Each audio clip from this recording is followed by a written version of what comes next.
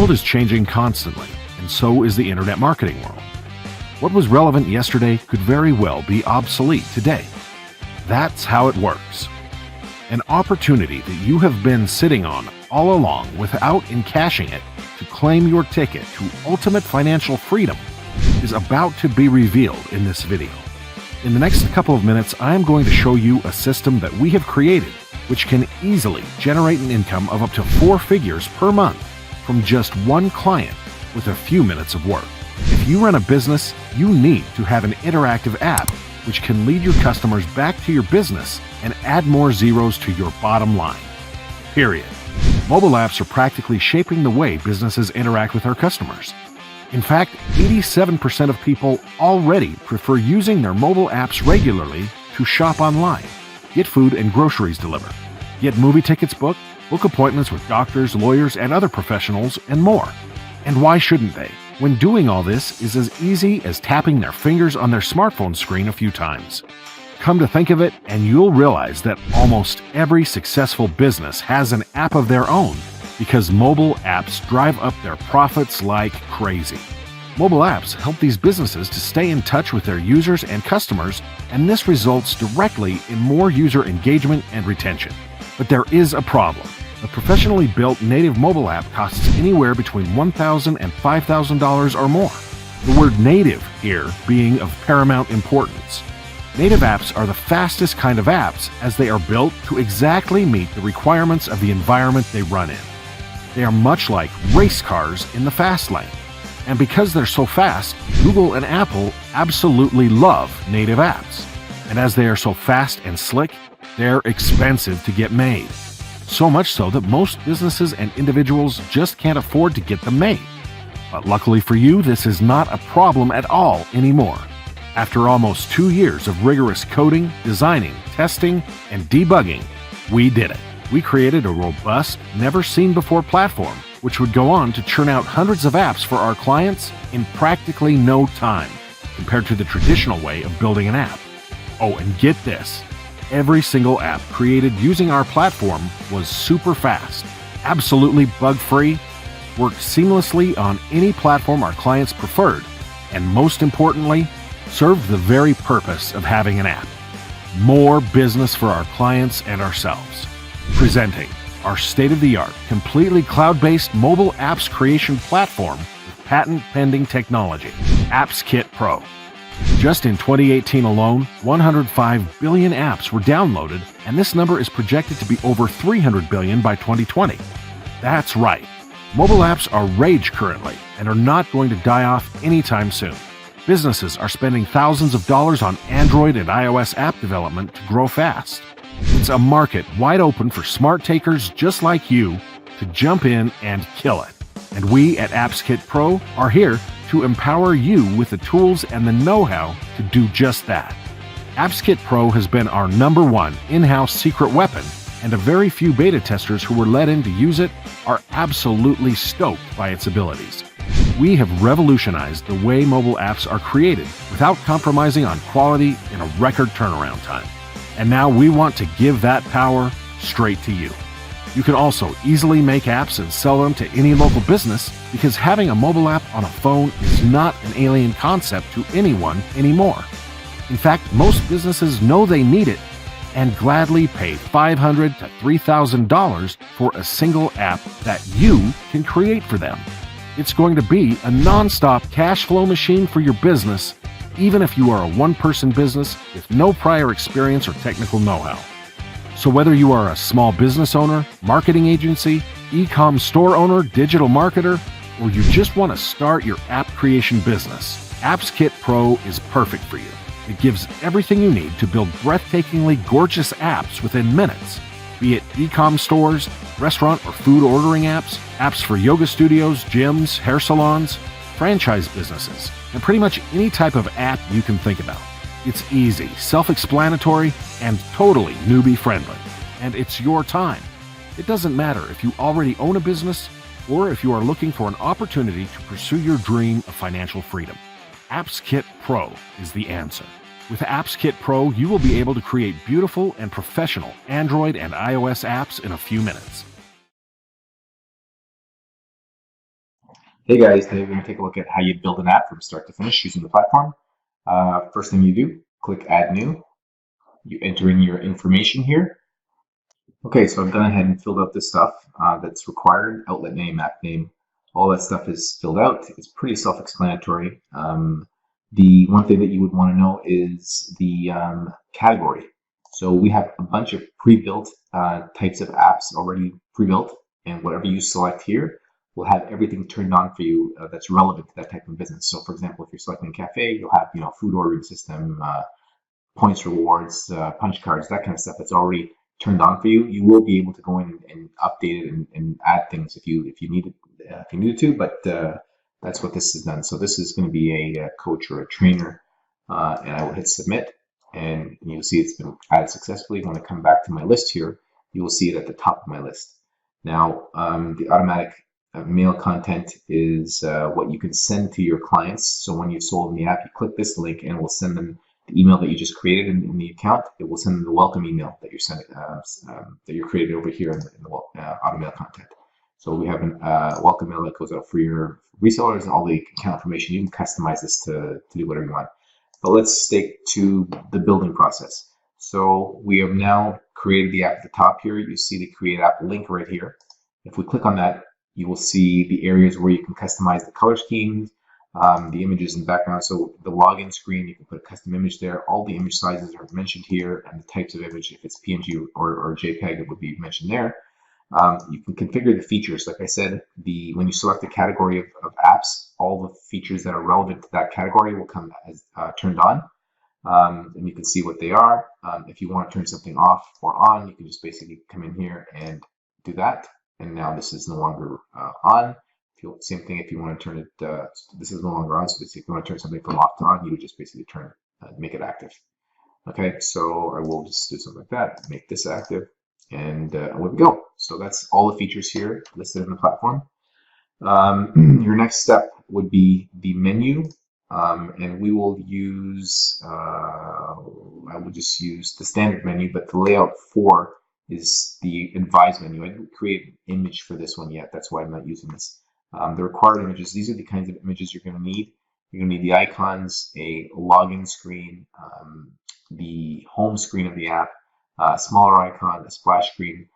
Those are the main images that you're going to need to create the app.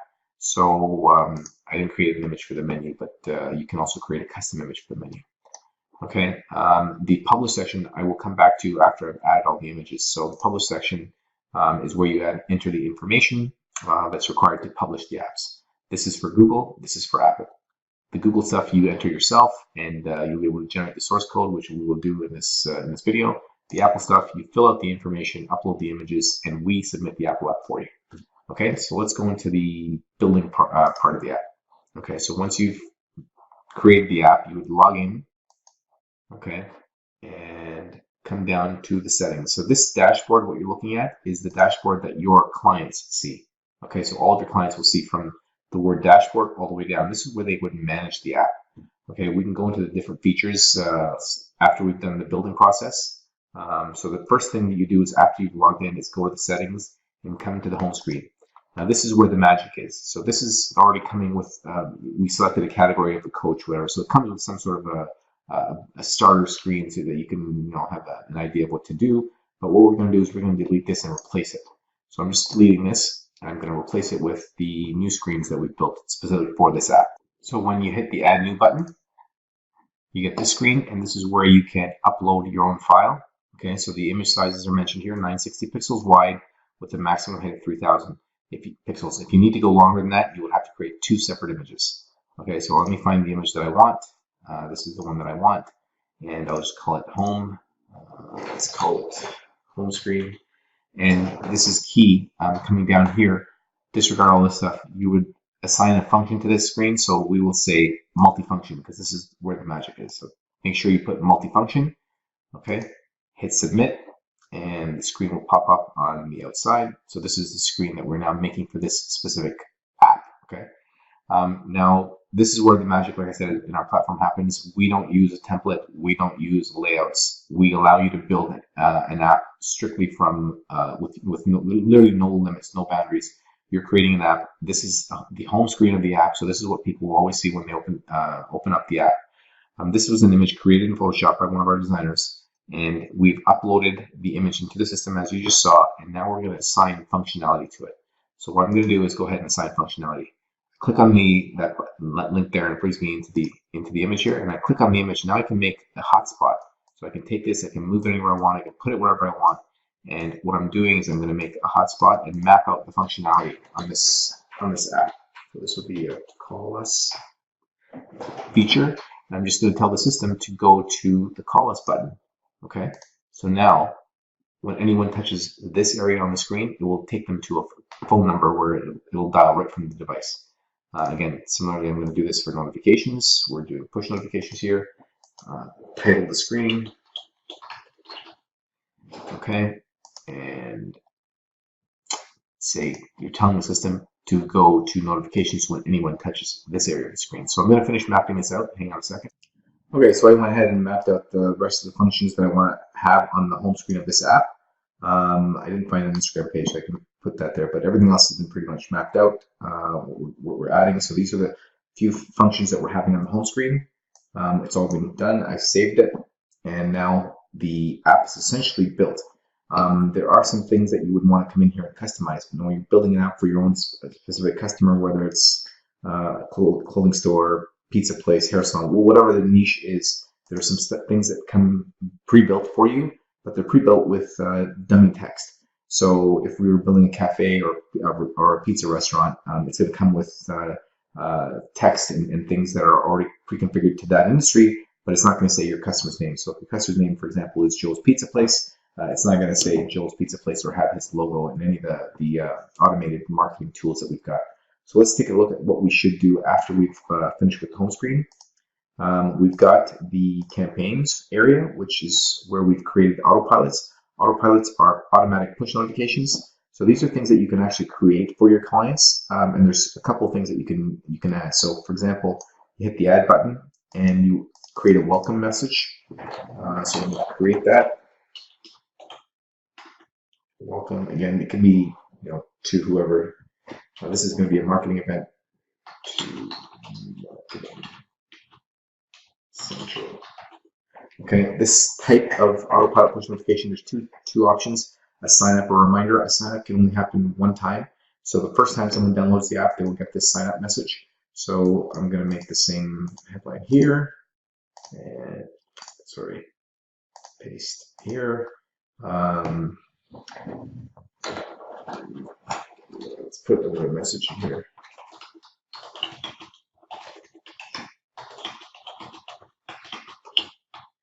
Okay, so mobile.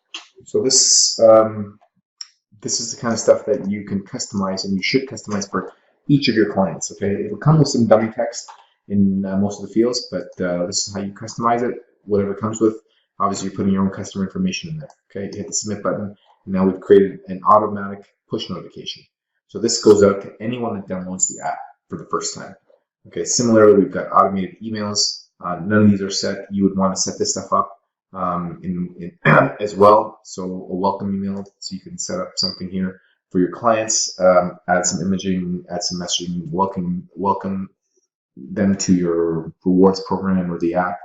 Any kind of information that would be relevant to them would be set up here as well.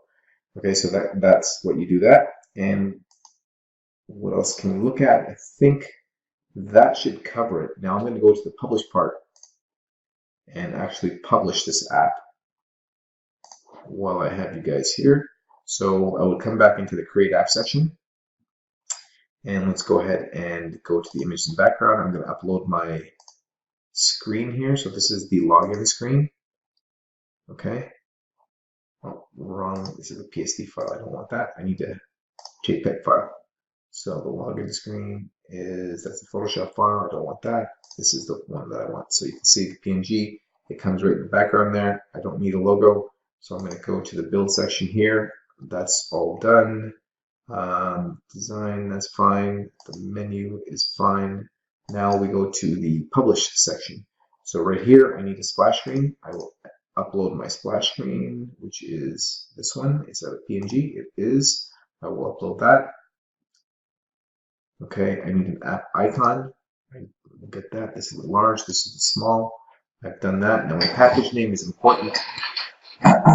So it's the name of the app, so I'm going to call it Marketing Alliance. Okay, query key, we're using the 1, 2, 3, 4. The app icon name again is Marketing Alliance. Okay, and the server key in the JSON file, there's a separate video on how to get that. I'm going to go ahead and make that right now. I'm going to populate it and I'll show you how to finish the build. Okay guys, so I'm just going to be uploading pasting the server key here. So here's the server key, it's being pasted, and I will find the JSON file that I saved from the Google console, right? I pasted the key, I upload the JSON file.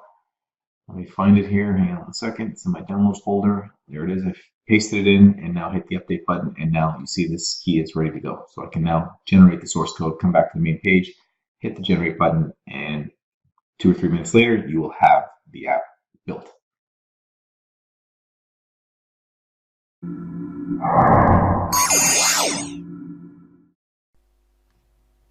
Okay, so this is the dashboard when we first log in. There's very little on it because we haven't built any apps and we haven't sold any, so this area is all blank. But the important thing is to go and have a look at this area up here. First thing to note is the membership renewal date. Don't worry if it's saying this year for yours, we'll sort that out. Obviously it's not going to expire this year.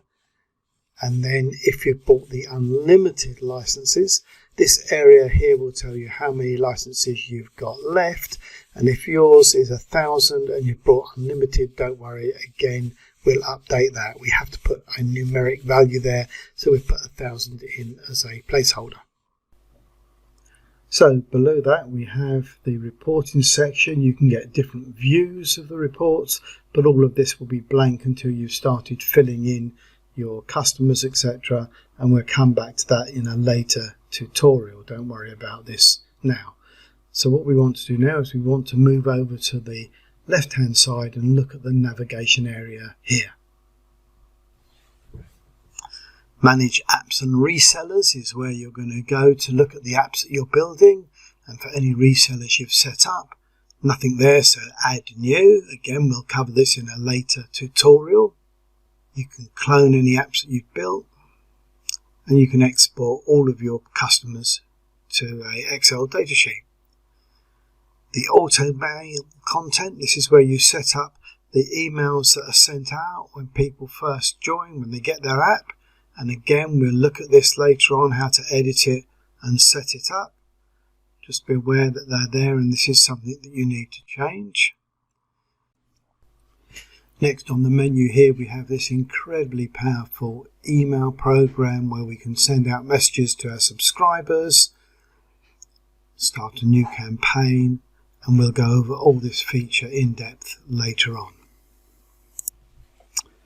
Next we go to the country and state screen. This is where you set up the areas you want to operate in. As like everything else, we'll go through this in detail later on. Next we have the message from admin screen where, surprise, surprise, messages from the system admin will appear. In the marketing materials section, we have all sorts that you can use to help the shops advertise the apps, so posters they can put around. We have some templates here that you can use for starters, and you can generate a QR code that will link to the App Store. This is where we're going to go and generate invoices for the apps that we sell. Coupon is where we set up the coupons. We'll go through all that a little later on. Then edit profile. Now this is a dangerous place to go, and I'll go through all of that at some point and help you understand what that's all about. So in this tutorial we're going to walk through the basic workflow that you need to follow to be able to build your apps, and of course to publish your apps you're going to need a Google developer account and an Apple developer account, and we need to get these as soon as possible. So step one is get Google and Apple accounts.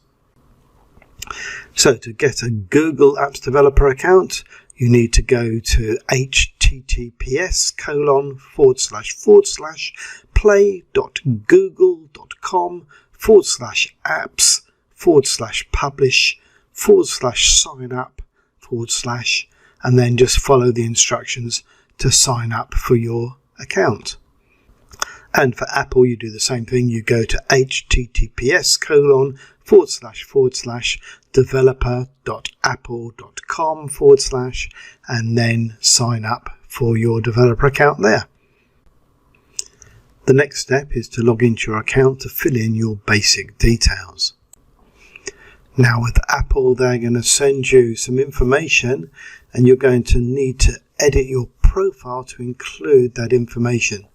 So log on to AppsKit Pro, you'll come to your dashboard and then navigate down the left hand side until you come to the edit profile and then select that to be able to enter that Apple information into your profile. Okay, so as we've got to come into the edit profile anyway, let's go through and update each of these sections that we need to update. So at the top here, your name should be pre-populated, but you can change that without any problems at all. Okay, so below that we've got the image area. That's the dashboard header image, this up here. Yours may be empty. Mine's got AppKit Pro in at the moment, but you can have your own bespoke one there.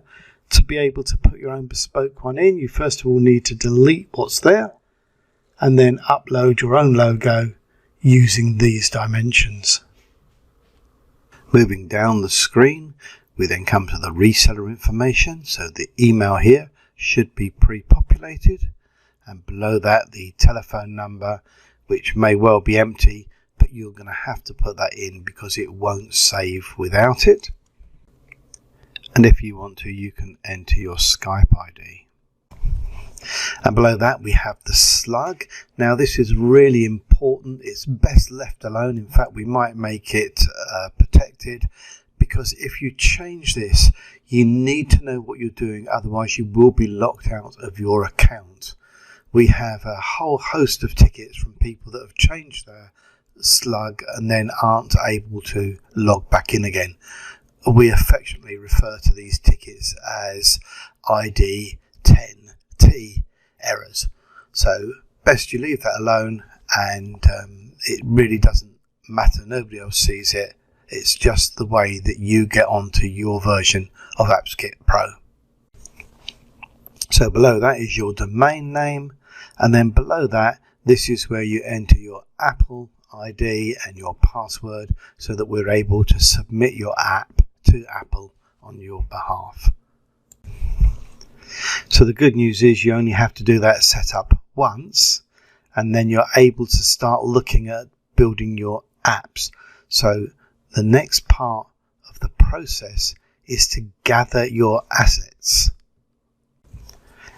So you want to gather together all the relevant details for the venue or the outlet that you're building the app for. So what's their address, what are the key names, email addresses, things like that, their web address, all the stuff that you're going to be putting into the app, particularly the stuff that needs to go into the back office. So collect all their details. You want to get together all of the graphics, so any images that you're going to use, particularly the images that go for the home screen and other places where we use those images, things like the icons for the menus, all that sort of stuff.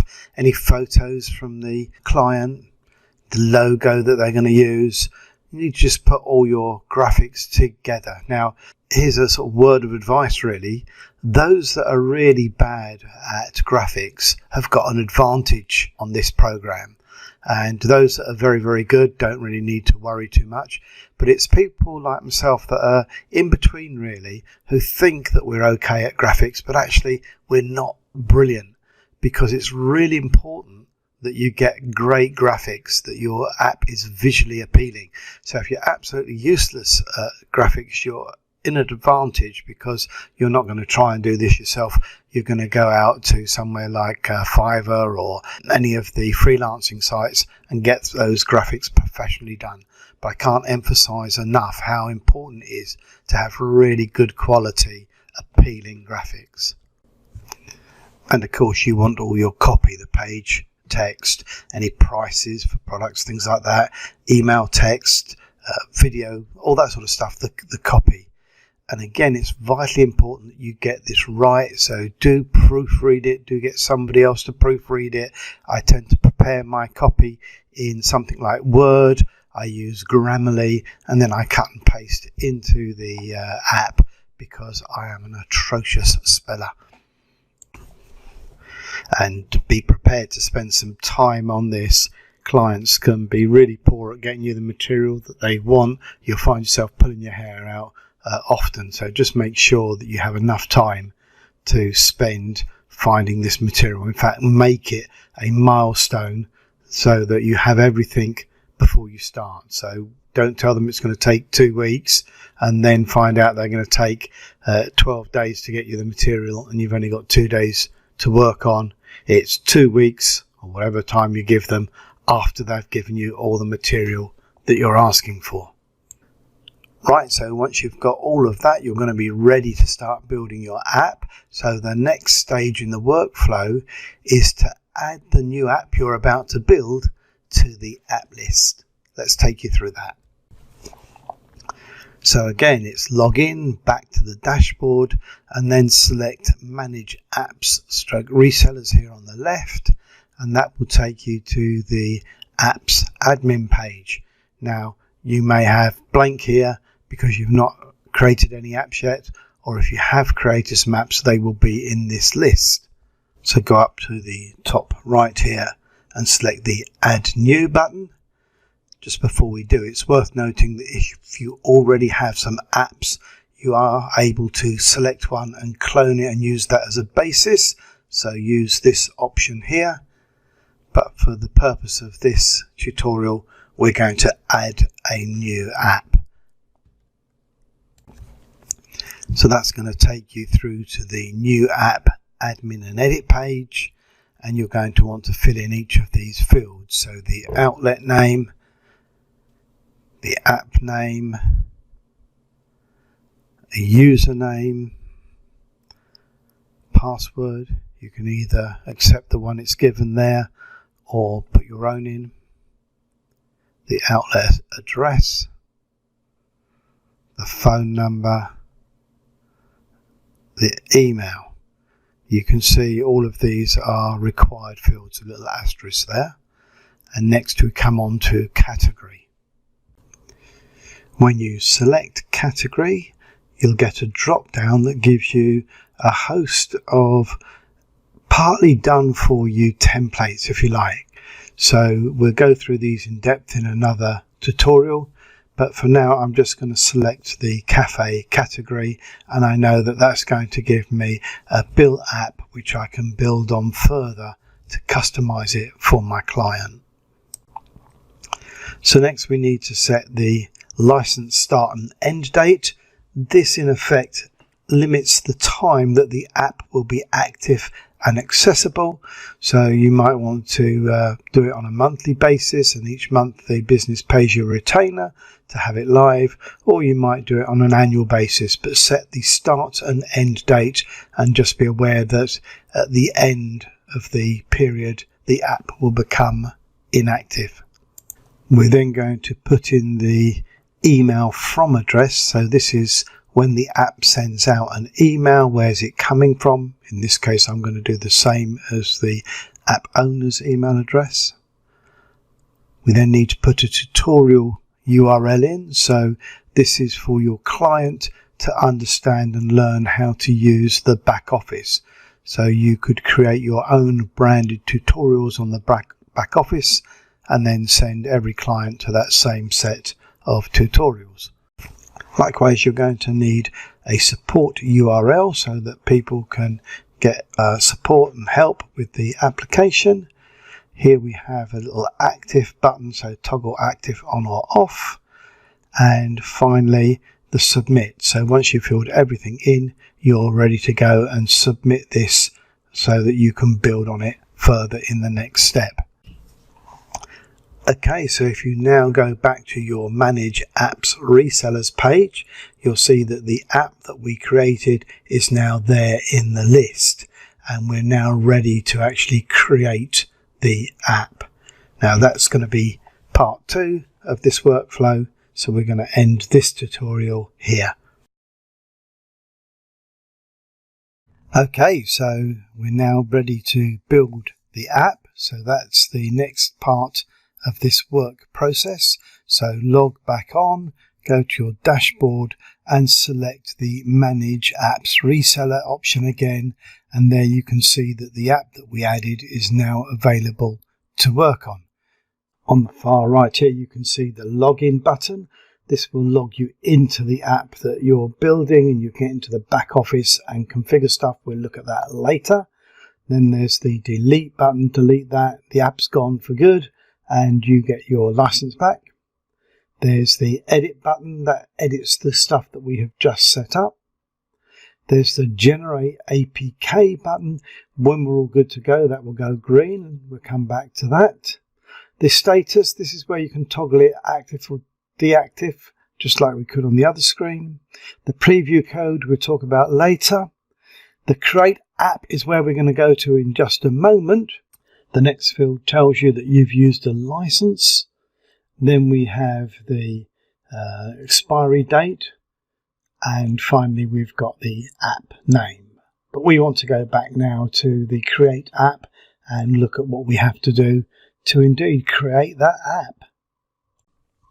So having hit that create app, you're taken through to the create page, and you can see now that you're able to change things here. So here you've got the representation of the phone with all of the options, and if you move over now you can select these various options to change them. So if you see this little menu up here, click on here, you can drag and change the color, and if you can see it's now changed over there as well.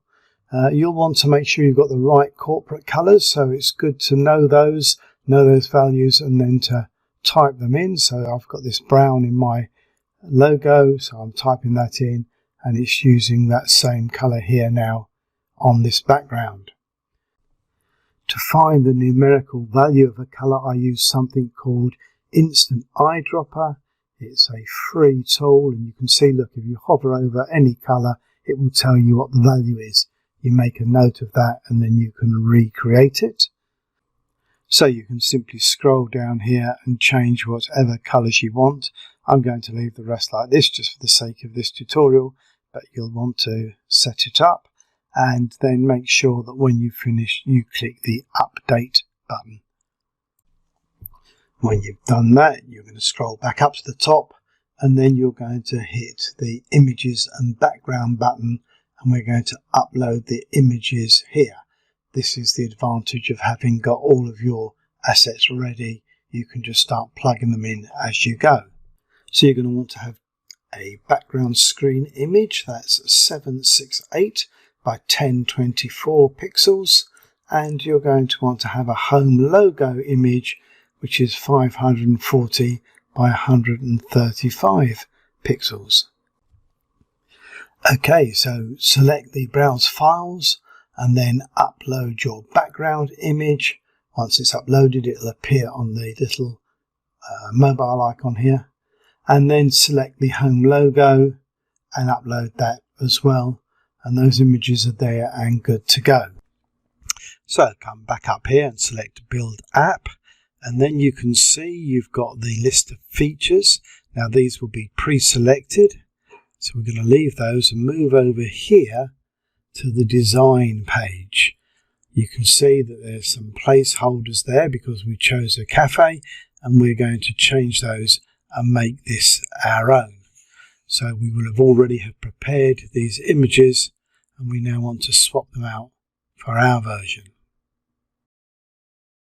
You can do that by coming down and clicking the little icon here, and then you can see, just as before, there's an upload option.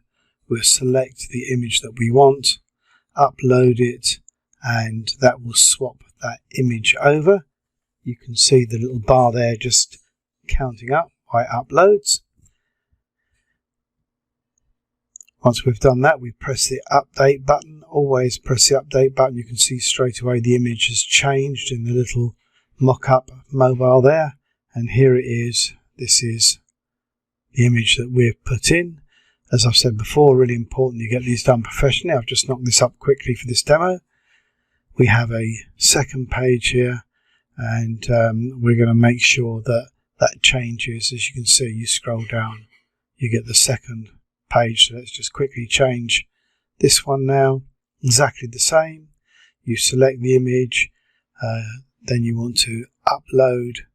So you select the image you want now, the second image, put that in. Again, don't forget to press the update. We press the update, and Bob's your uncle, we now have those pages are our own bespoke pages rather than the placeholder pages. So, having done the dashboard design, we're now going to go over here to the menu design. Now remember, we've already got some things set up because we chose a template, and I'm not going to change any of these layouts. You can look at those, go through each one of those and see which suits you best. I'm going to leave it as it is.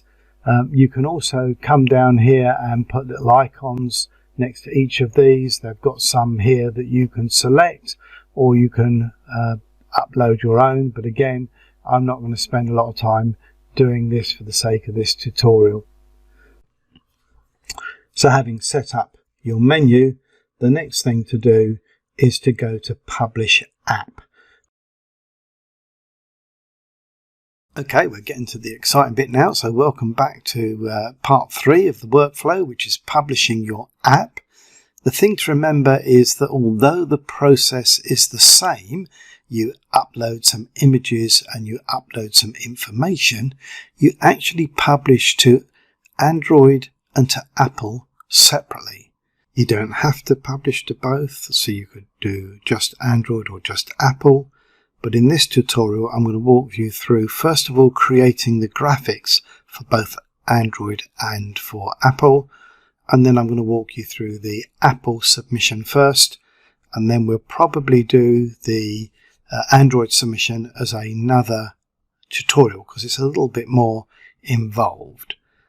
Okay, so before we actually get on to uploading the graphics, I just want to remind you that you only get one chance at first impressions, so make sure you've got really good graphics. If you can't do them yourself, go to upwork.com or freelancer.com or fiverr.com and get somebody to create those graphics for you.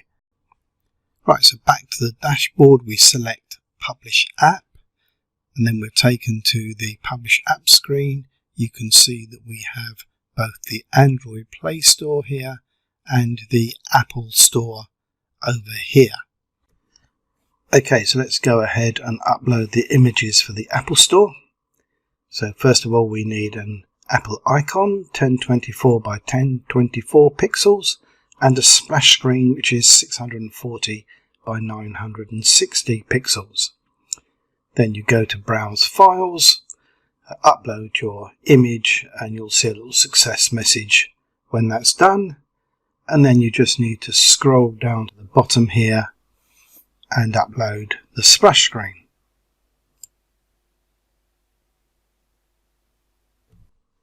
Having done that, scroll up a little bit to the account details here.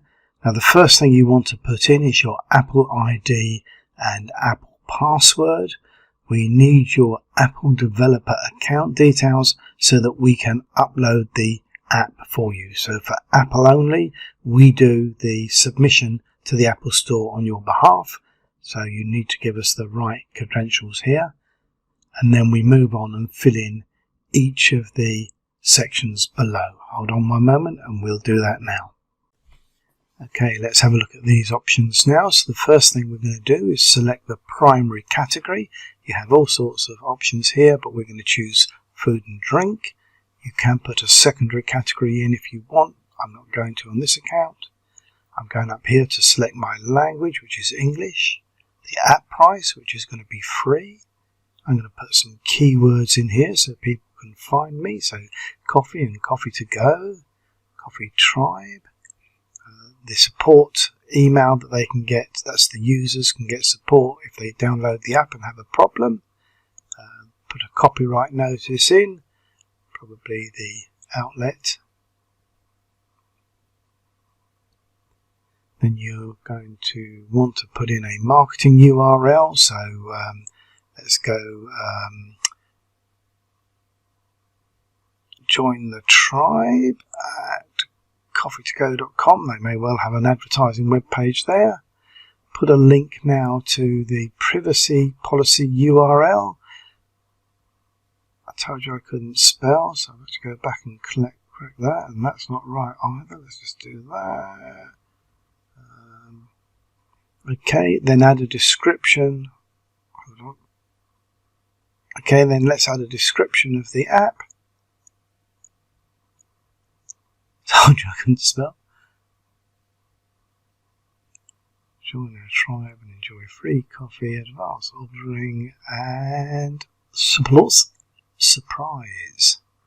And not, hold on, and not rewards reward. And then we scroll right the way back down to the bottom here, and we're ready to submit the application. As long as we've filled in all that information, as long as we've got the graphics, we can submit this to Apple on your behalf. But we do need everything there, so make sure before you hit that submit button that everything's good to go. Please also be aware that we don't proofread your apps, so when you hit submit, if you've got errors and omissions, that's going to show up on your app. You really don't want that, so double check, and we'll talk about how you can double check using Appetize in a different tutorial. But there you go, your Apple app is ready to go. Okay, so now we're going to navigate back to the Play Store for the Android, and we're going to upload the images we need to publish to Android. So we need a splash screen, 76 by 1024 pixels, and we need an icon image, 144 by 144 pixels. Select Browse the Files, get the files that you've already prepared, upload them, and you should then see the success message. So welcome back to part 4 of the workflow tutorial. We're looking at publishing your app, this time specifically on the Android platform. So we're on the Android page, and I'm going to walk through each of these items very quickly to begin with and explain them, and then step by step so that you can fill them in and create the information that you need to be able to publish on the Android platform. So first we have the package name, and this is what's going to uniquely identify your app from all the other apps out there in the market. It's made up of 2 parts, but don't worry about that. I'll explain them both in a moment. Then we have the flurry key, nothing to do with McDonald's ice cream, and we don't use that anymore, so don't worry about that. The app icon name, the server key, which we're going to generate in just a moment, and below that an upload button that I'll talk to you about in a moment. Okay, so let's have a look at the package name. Now the package name comes in 2 parts. There's your domain name, which is already filled in there in the blue area, and then there's the name of the app. That's going to go in the second half, and that together becomes the package name. Now, a quick word about the domain name. The domain name is the thing that identifies your app apart from anybody else's. So if there are 2 Coffee to Go apps, yours is going to be identified by the Coffee to Go element, but also your domain name. If you want to change the domain name, my advice to you is don't. Really don't do it. It doesn't matter. Nobody else sees it. It's only identifiable to Google when you put it up there on the Android platform. It uses that to identify you. So really don't change it. If you're somebody though that hears the word don't and you want to go and do it, then you can go and change that in your edit profile area, but I really advise you not to do that. And then the second part of the package name is the name that you're just about to give the app itself, and we'll put that in the box just above the blue line here. Then we have the flurry key, which, as I said, we don't use, so just put anything in there. 1, 2, 3, 4 is fine. Then move down to the app icon name, and we're going to put in the name there, Coffee to Go. You can use letters, numbers and underscores, but don't put anything else in like slashes or asterisks or anything like that. So there we go, Coffee to Go. Next we're going to generate the server key, and to do that we're going to go to the developer's account that we set up earlier. So you need to type in https://developers.google.com, and yes, those are my real fingers. When you've logged into your Google developers account, you want to go up here to products, and then from the drop down select Firebase, and then because we want to get started, click on the Get Started button. Okay, so you land on the Enter Your Project Name page. You enter in your project name, it's highlighted below. Then you accept the terms of Firebase, and once you've done that, you're able to click the Continue button. Let's do that now and move on to the next page. So on the next page, we're just going to accept that and continue without having to do anything. You then get to either choose an existing account or create a new one. Because I'm creating a Google Analytics account for this app, I'm going to type in a new Google Analytics account name and click Save, and it will create that new account for me from this screen. Okay, that's set up the account for me. It's going to ask for a location. I can leave that is or put my country in there. It's then asking me to accept the various terms. I'm just going to leave those as is. You can go and read them all. It then talks about data protection and Google Analytics. Again, accept them. You can read them if you wish. So now hit Create Project. You'll see an update screen where it uploads everything. Once that's done, you'll get a success message pop up, and you're now able to select that Continue button to move on to the next part of the process. Okay, so from here, I want you to go up to the top left, select this little icon here, and then when you've done that, you'll get a drop-down menu, and we need to select Project Settings. From the Settings page, come down and select the little Android icon. So on this next page, the first thing we're going to do is enter the Android package name. Now you might remember that we set this up in the dashboard, so go over here, you can see there it is in the blue. We're going to type that into the package name field here.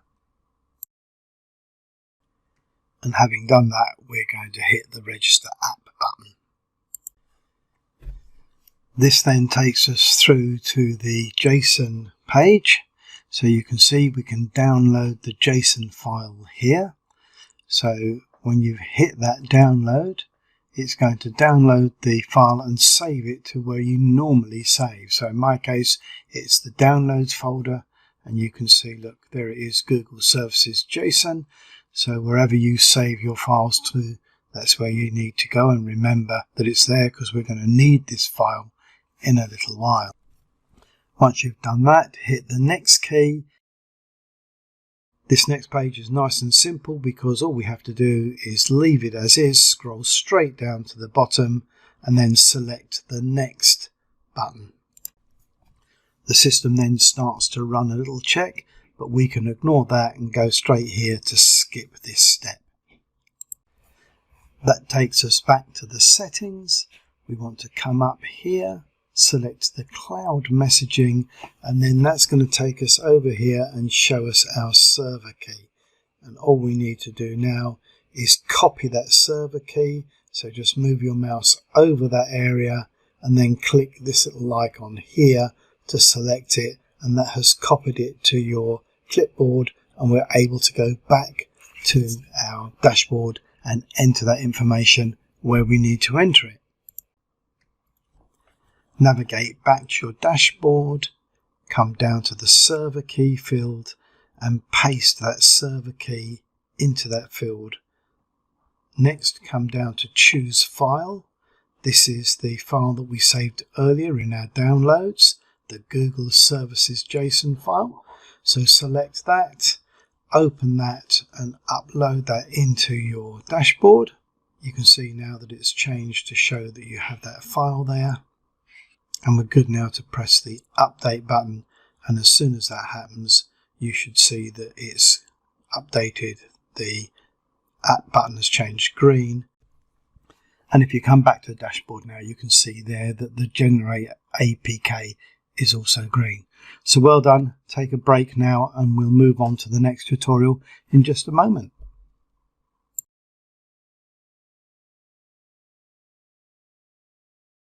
So welcome back to this fifth part of the workflow. So we've just published the app and now we want to move on to the next stage, which is to populate the back office.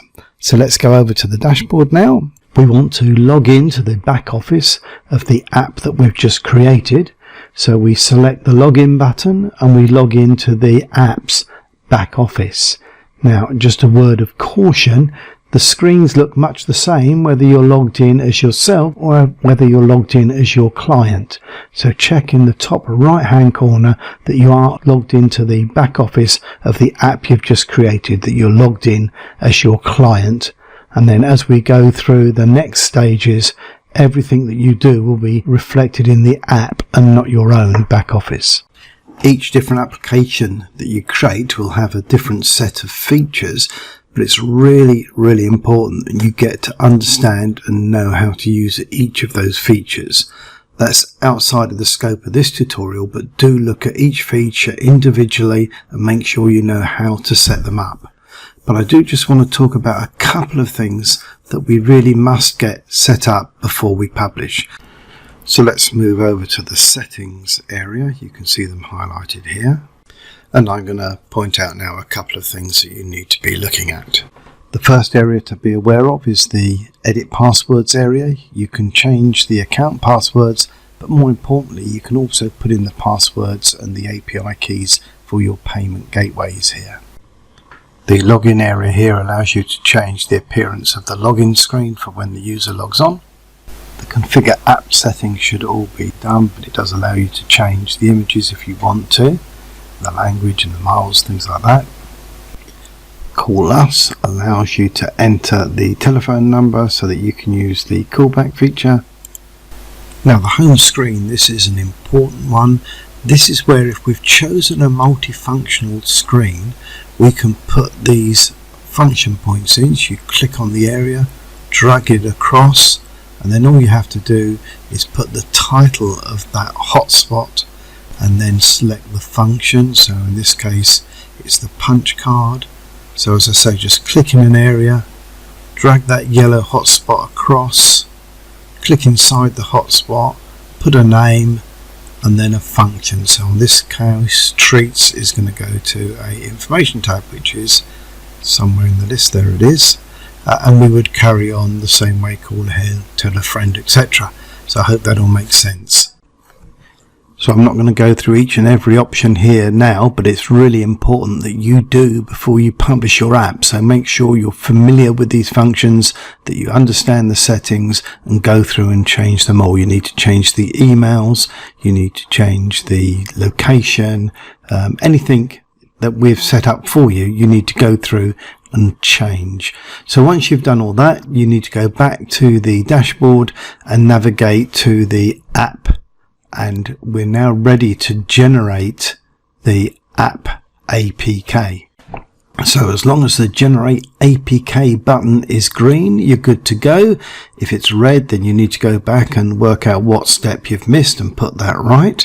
But once it's green, you go ahead and click that, and then you'll see the little timer telling you that something is happening. And then eventually when it's done, you'll get the success message. And once it's completed, you'll then see the icon change. You now have a little download icon as well and a regenerate icon. And we're going to stop the tutorial now, and we'll talk in the next tutorial about how you can download your APK and test it before you ship it out and make it live. Welcome back to Workflow 6. So by this point, we've done all of the building, we've got everything ready, we've populated the back office, and now we want to test the app to make sure that it works fine. So head over back to the back office here, and you remember that we just had the generate APK show us that it was ready to download. So move to the download icon here, click that, download your APK file. Remember where you've saved that, probably in downloads, because we're going to need that in just a moment when we go over to Appetize, which is what we're going to do now. Appetize is a nice little app that allows us to run our application as if it was on a mobile phone. So head over to appetize.io. And if you don't have an account, then go to the sign in page and then you'll find the option to set up your own account. So having hit that, then just follow the prompts online, put in your email address and sign up. You'll come to a billing page. Don't worry about that. You're able to continue for free.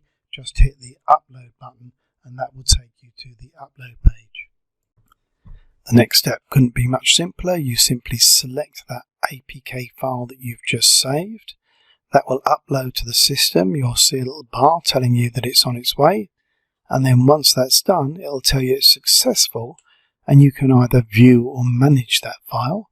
So we're going to view it and that will bring up the simulator so it will look as if your app is on the phone.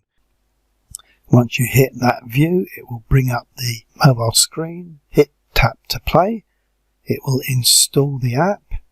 You can log in or you can continue as guest. So there's the app loading. I'm going to continue as guest and I can see that picture isn't quite right. Here it's asking me for the location stuff, which is fine. But now I can use this as if it was the genuine app. Can you remember we put these hotspots on? So now if I click one of these hotspots, it's going to take me to that feature. And now all you need to do is go through and test this app.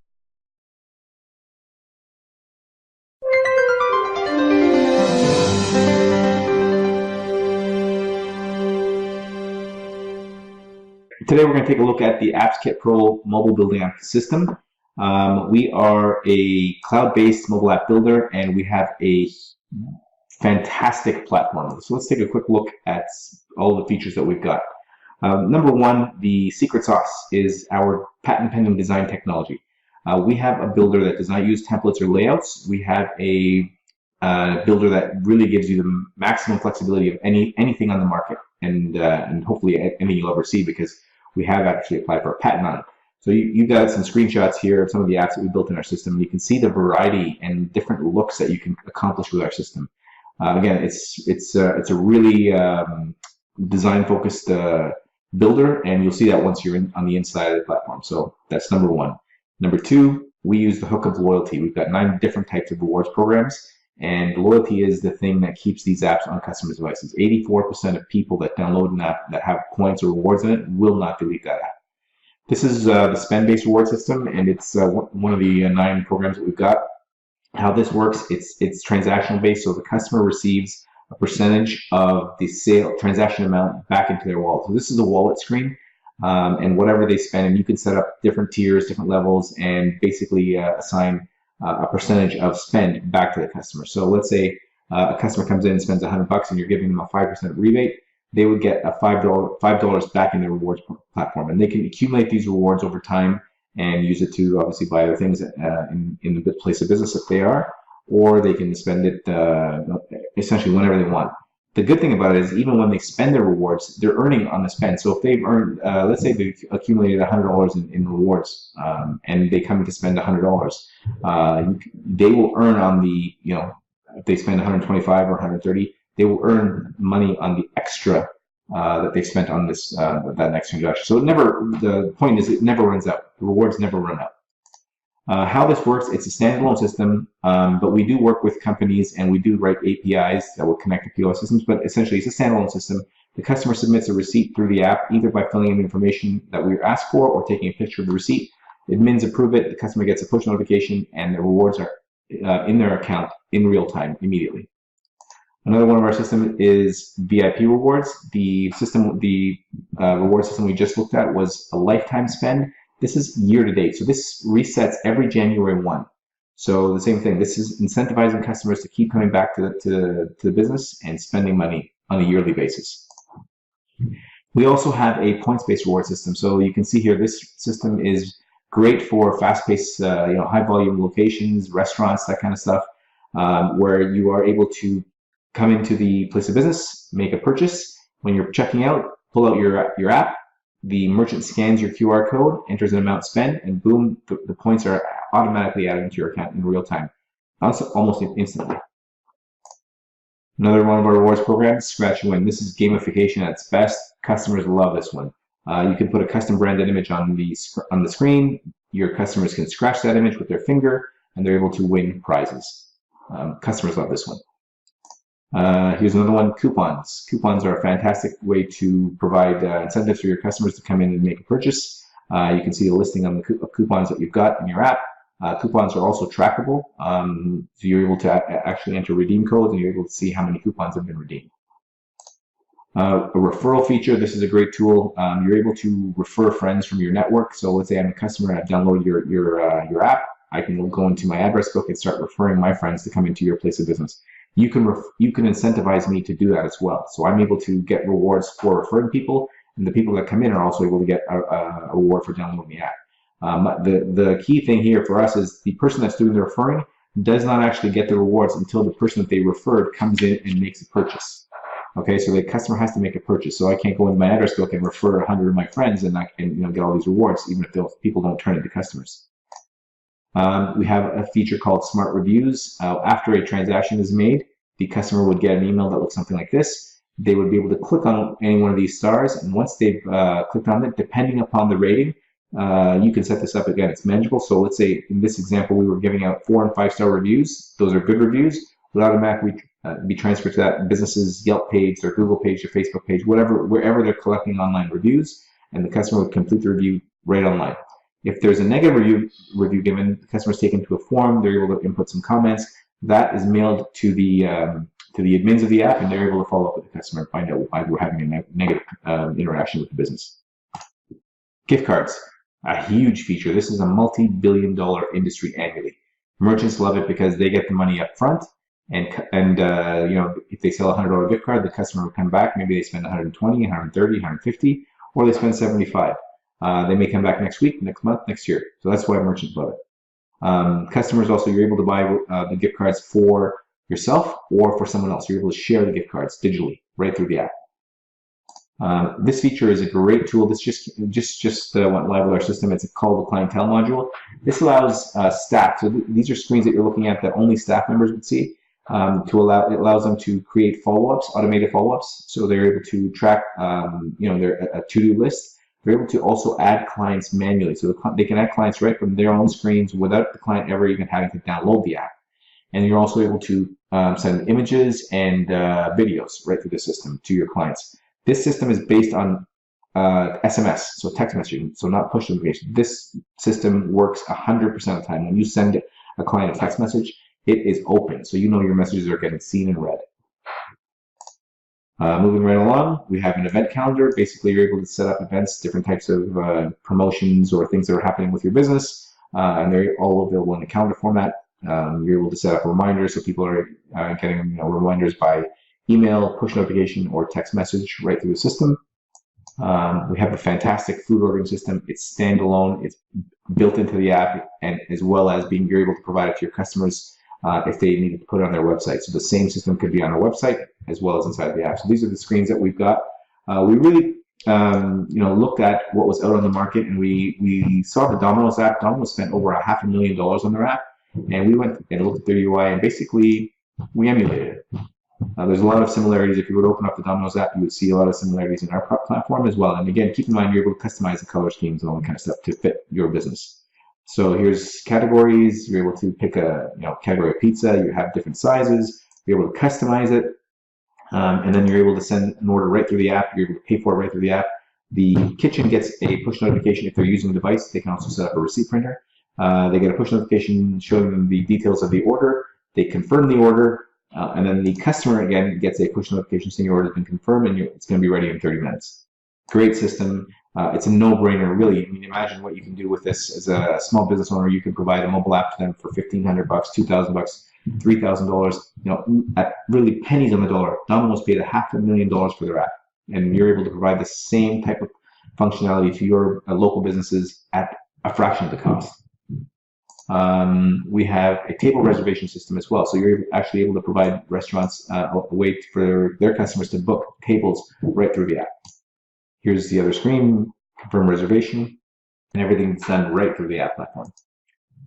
The next feature we're looking at is appointment booking. This is great for hair salons or dentists or doctor's office, anything that needs to have appointments made with specific members of the business.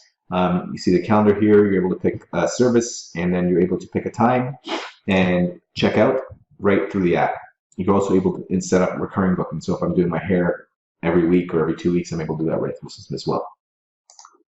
Jumping there, the next feature, paid membership. So we have the ability for you to gate your content. So you're able to set up areas on the home screen of your app that would be considered premium or paid. So if you wanted to get monetize your app, you're able to set up a VIP section. For example, if I'm a coach or a trainer and I've got videos that I want to house inside the platform that I only want people to have access to if they paid, I can do that with this platform. You can set up a VIP section. When the customers click on it, they would be requested to purchase the access. They're then taken to a payment page, make their payment. When they come back into the app, the system is the features automatically available to them.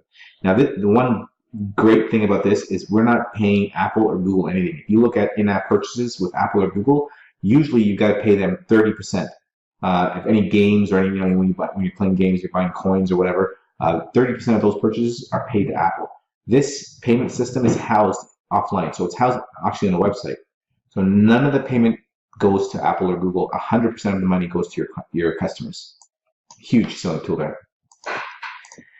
We've got a ticketing module where you're able to set up events and actually sell tickets, have different types of seats, and sell tickets right through the platform as well. We've got a shopping cart. You're able to sell physical, tangible products, digital products. Again, all through our platform. We have these modules already in our system, so you're able to provide this. If your clients do not have an e-commerce module or e-commerce site, you're able to give this to them. Okay, so this is something that's huge. Again, the amount of value that you're going to be provide is mind-boggling. We've got information tabs. So here's one use case of it. You can set up again information on your team, have some imaging there, and some information on the team. Directory listing. So we've got a way for you to enable having almost like a Yellow Pages type of feature in the system. And we actually call it the Yellow Pages. And again, it's a great tool. You're able to have multiple businesses listed. People will be able to click on this, check out the business, and they'll also be able to provide ratings of the business. So you can actually have comments and ratings posted right inside the app. Another tool is the employee scheduler. Great tool, especially for small businesses. Small businesses today are using, paper in their back office, or Excel sheets to keep track of schedules. We have a fully functioning online digital scheduling system built into our platform. Employees would get a tab in the app that only they would see. They would be prompted to clock in and out, or actually they only would clock in. They would automatically be clocked out when they leave the vicinity of the business. So the business would actually set up an area on their store locator, and they would set up a radius, so 10 meters, 20 meters. When the employees come into that radius, they'd be prompted to clock in. When they leave that radius, they would automatically be prompted, would be clocked out.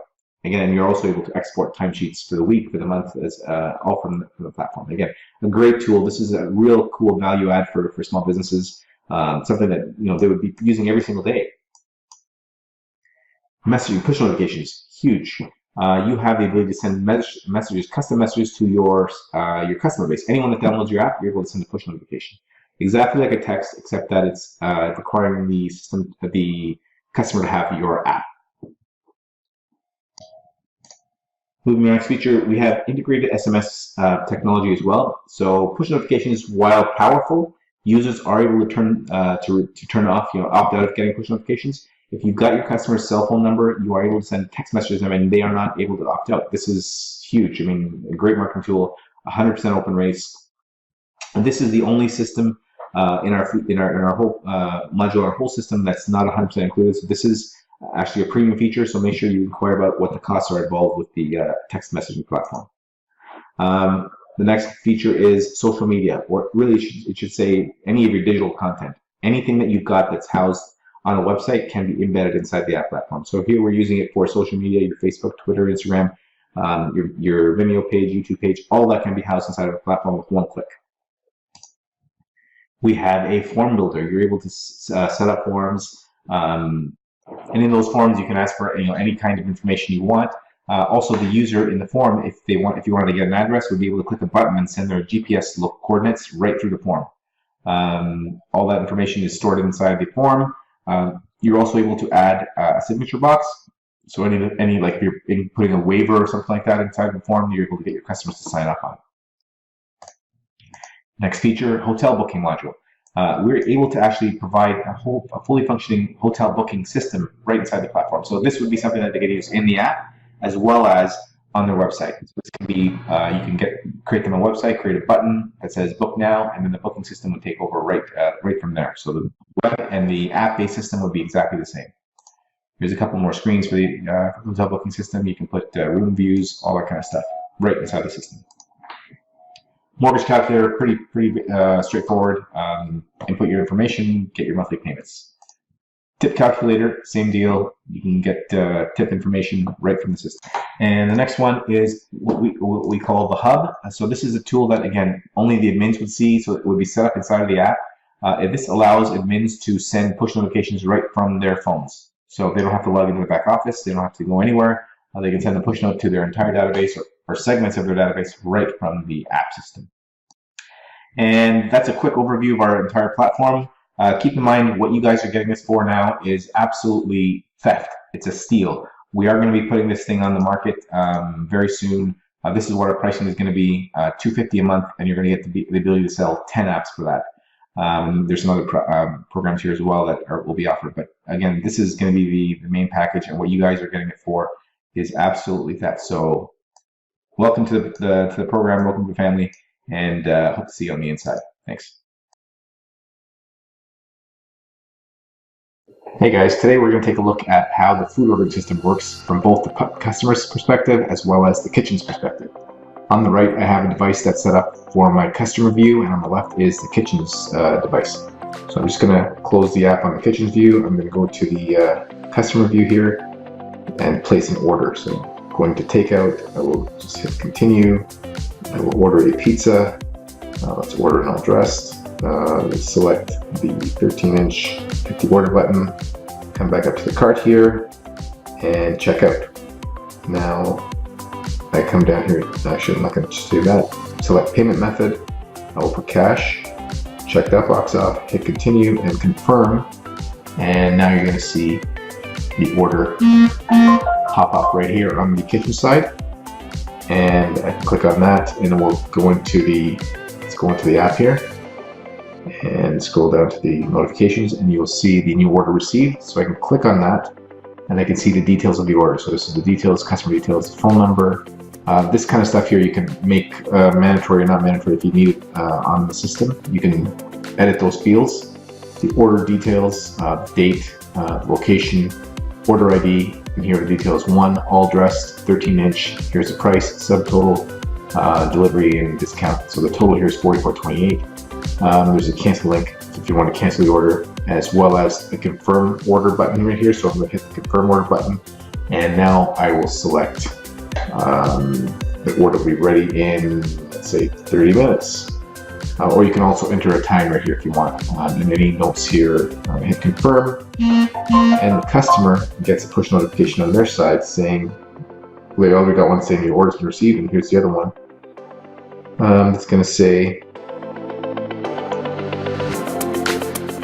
confirmed order, your order will be ready in 30 minutes. If we can adjust the text here as well, so you can see how that works. So customer places an order on the right, and the kitchen receives it on the left. They confirm the order, and the customer receives a push notification saying the order will be ready in 30 minutes. Okay, so that's a quick look at how the food ordering system works from the customer side as well as the kitchen side.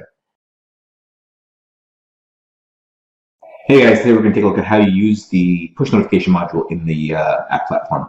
So you would click on your, from your dashboard, you click on campaigns, you see notifications down at the bottom, the screen pops up.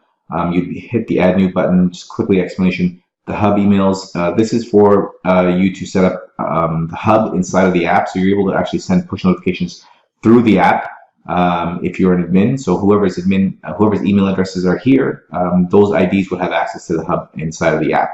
But we're looking at the back office now, so we'd hit the add new button, and all we're doing is filling out some data. So we'd give it a name, whatever the name is, the push date, so you can set up a date today or sometime in the future. Let's do one for today. You select your time, whatever time zone you're in, your reward level, so you're able to segment your database by reward levels if you would choose. I'm going to put all the locations. If you've got multiple locations, if you got one on the East Coast and one on the West Coast, you obviously don't want to be sending a push notification to both users at the same time, because 9 o'clock in the morning on the East Coast is 6 a.m. on the West. So you can segment your push notifications that way as well. You're also able to use the tagging feature. You're able to have tags set up, which are words that segment your database further, and they would be assigned to users in their profile. So if you had the specific product or something that that users could pick right on their profile, so we want to be notified when push notifications are sent out for these and these kinds of messages. So that's what tags are. Placeholder is the name of the the customer if they've added their name in their profile, that will be there. The start date would be today's date. Where is the calendar not showing here? So here's the calendar. So your current date, and the end date would be at least 1 day in the future. So this basically tells the system how long the push notification should be in the user's app for. So there's inside of all the apps, there's a notification screen. They can go there and see a list of push notifications. So if you put starting today and ending today, it won't show up in the notification. It won't go out. So make sure you at least have 1 day, a 1 day spread between the two. Okay, it's also mentioned right here as well. The short description is what's going to show up on the locked screen of the app. So this is a test. Okay, you see that the way it populates there.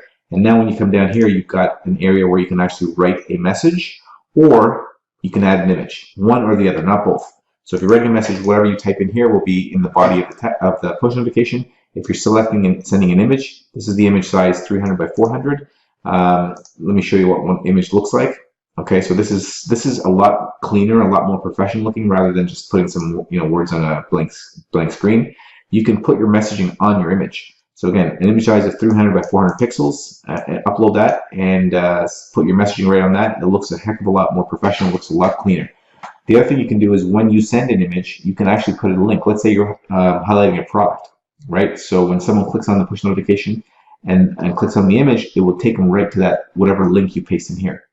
So I'm going to just select this and hit active and submit. And now the push notification comes to the top of my screen right here. And there is a link here. So if I want to send this out, I would just, right now, I've set the push notification up. I just hit the push button and it will send push notifications immediately. Okay, I can show you, okay, 23 have been sent. And that's it. If you set it up for a date in the future, the system will automatically send it out for you. Very simple to use, easy to use, easy setup, and very powerful tool. Please use this wisely because if you're sending out push notifications every hour, people are going to delete your app. You're going to irritate them.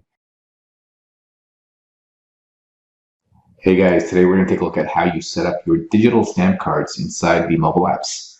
Now keep in mind when you're building an app, if you're selecting a category of a business, for example, coffee shop or pizza place or restaurant, or whatever, this will already come with preloaded data.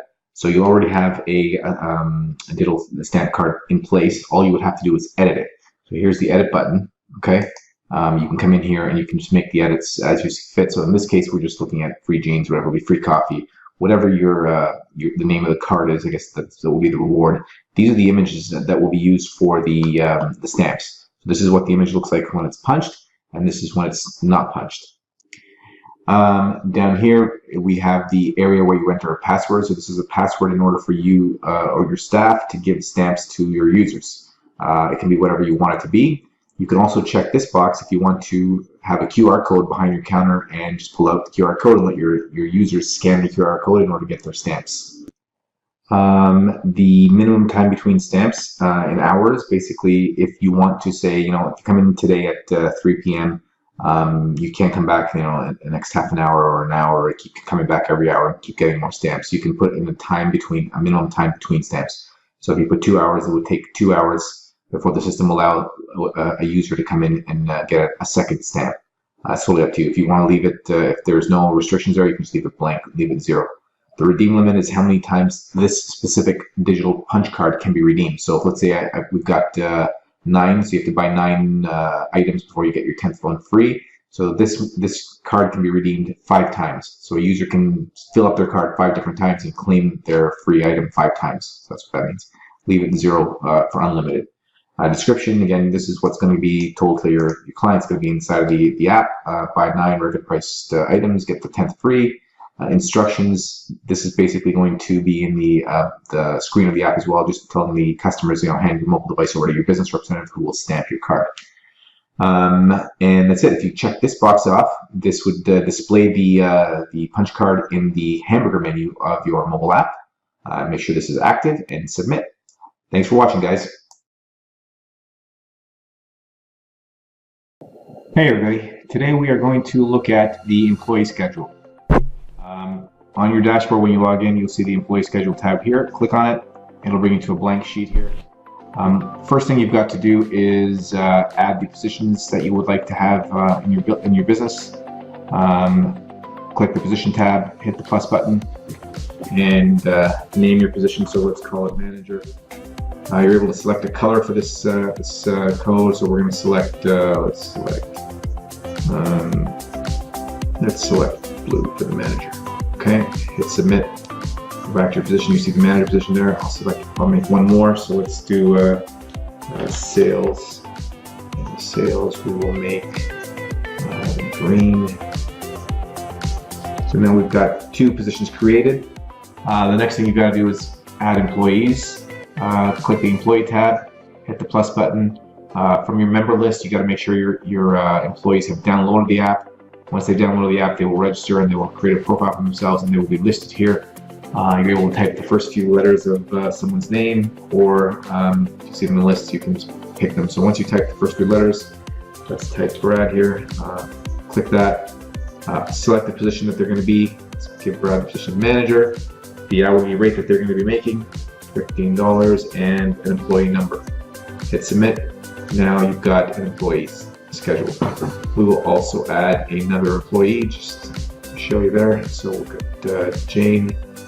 She can be a salesperson, $15 an hour, and employee ID number 2. So we've got 2 employees now. So how we do it is we start the week off on a Monday.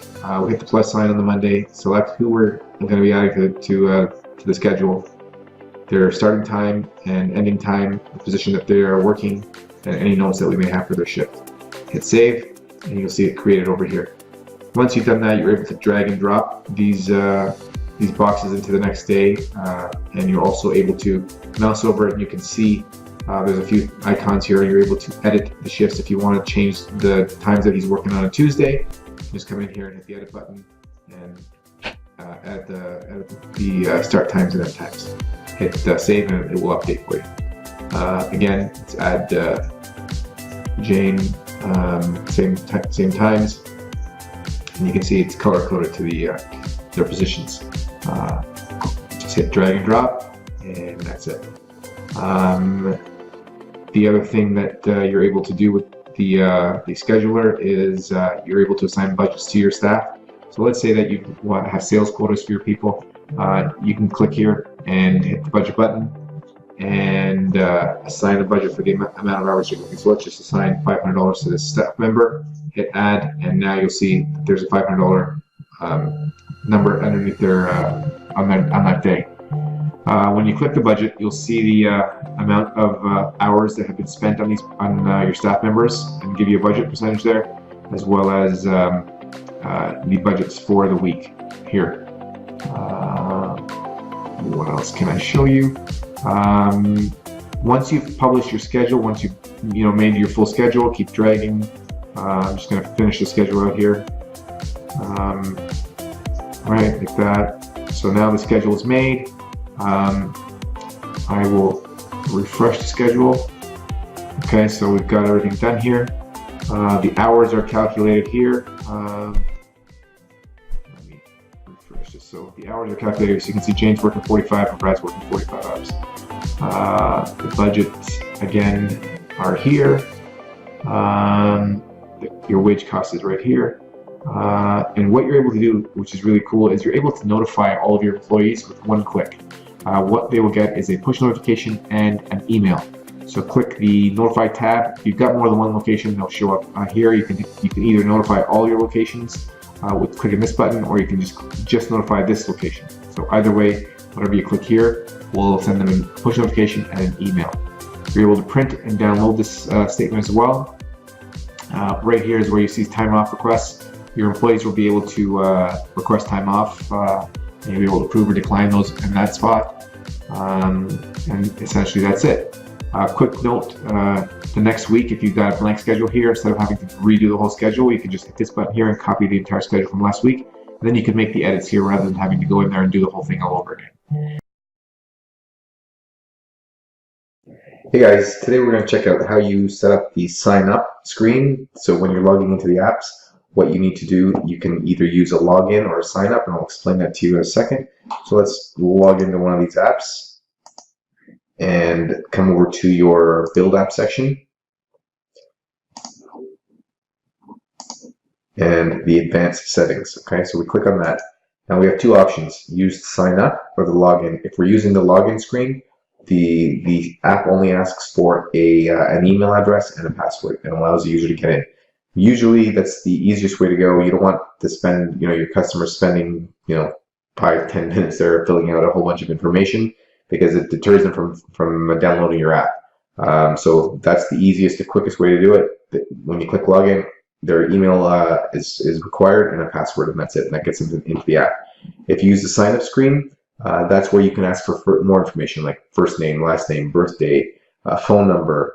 You've got custom fields you can also ask for. So whatever the specific information relating to a specific business, like maybe a size or shoe size or something like that, or favorite hair color product, whatever you want. So you can ask for a ton of more information, but keep in mind when you do that, it takes them a lot longer to complete the information, fill it out, and then to get into your app. So even though it's only a one-time thing, once you're logged in, you usually stay logged in unless you log yourself out. So it's totally up to you as someone that's setting up the apps. So I'm going to check this is easy. So if you check the login screen, that's all you do. There's nothing else that needs to be done.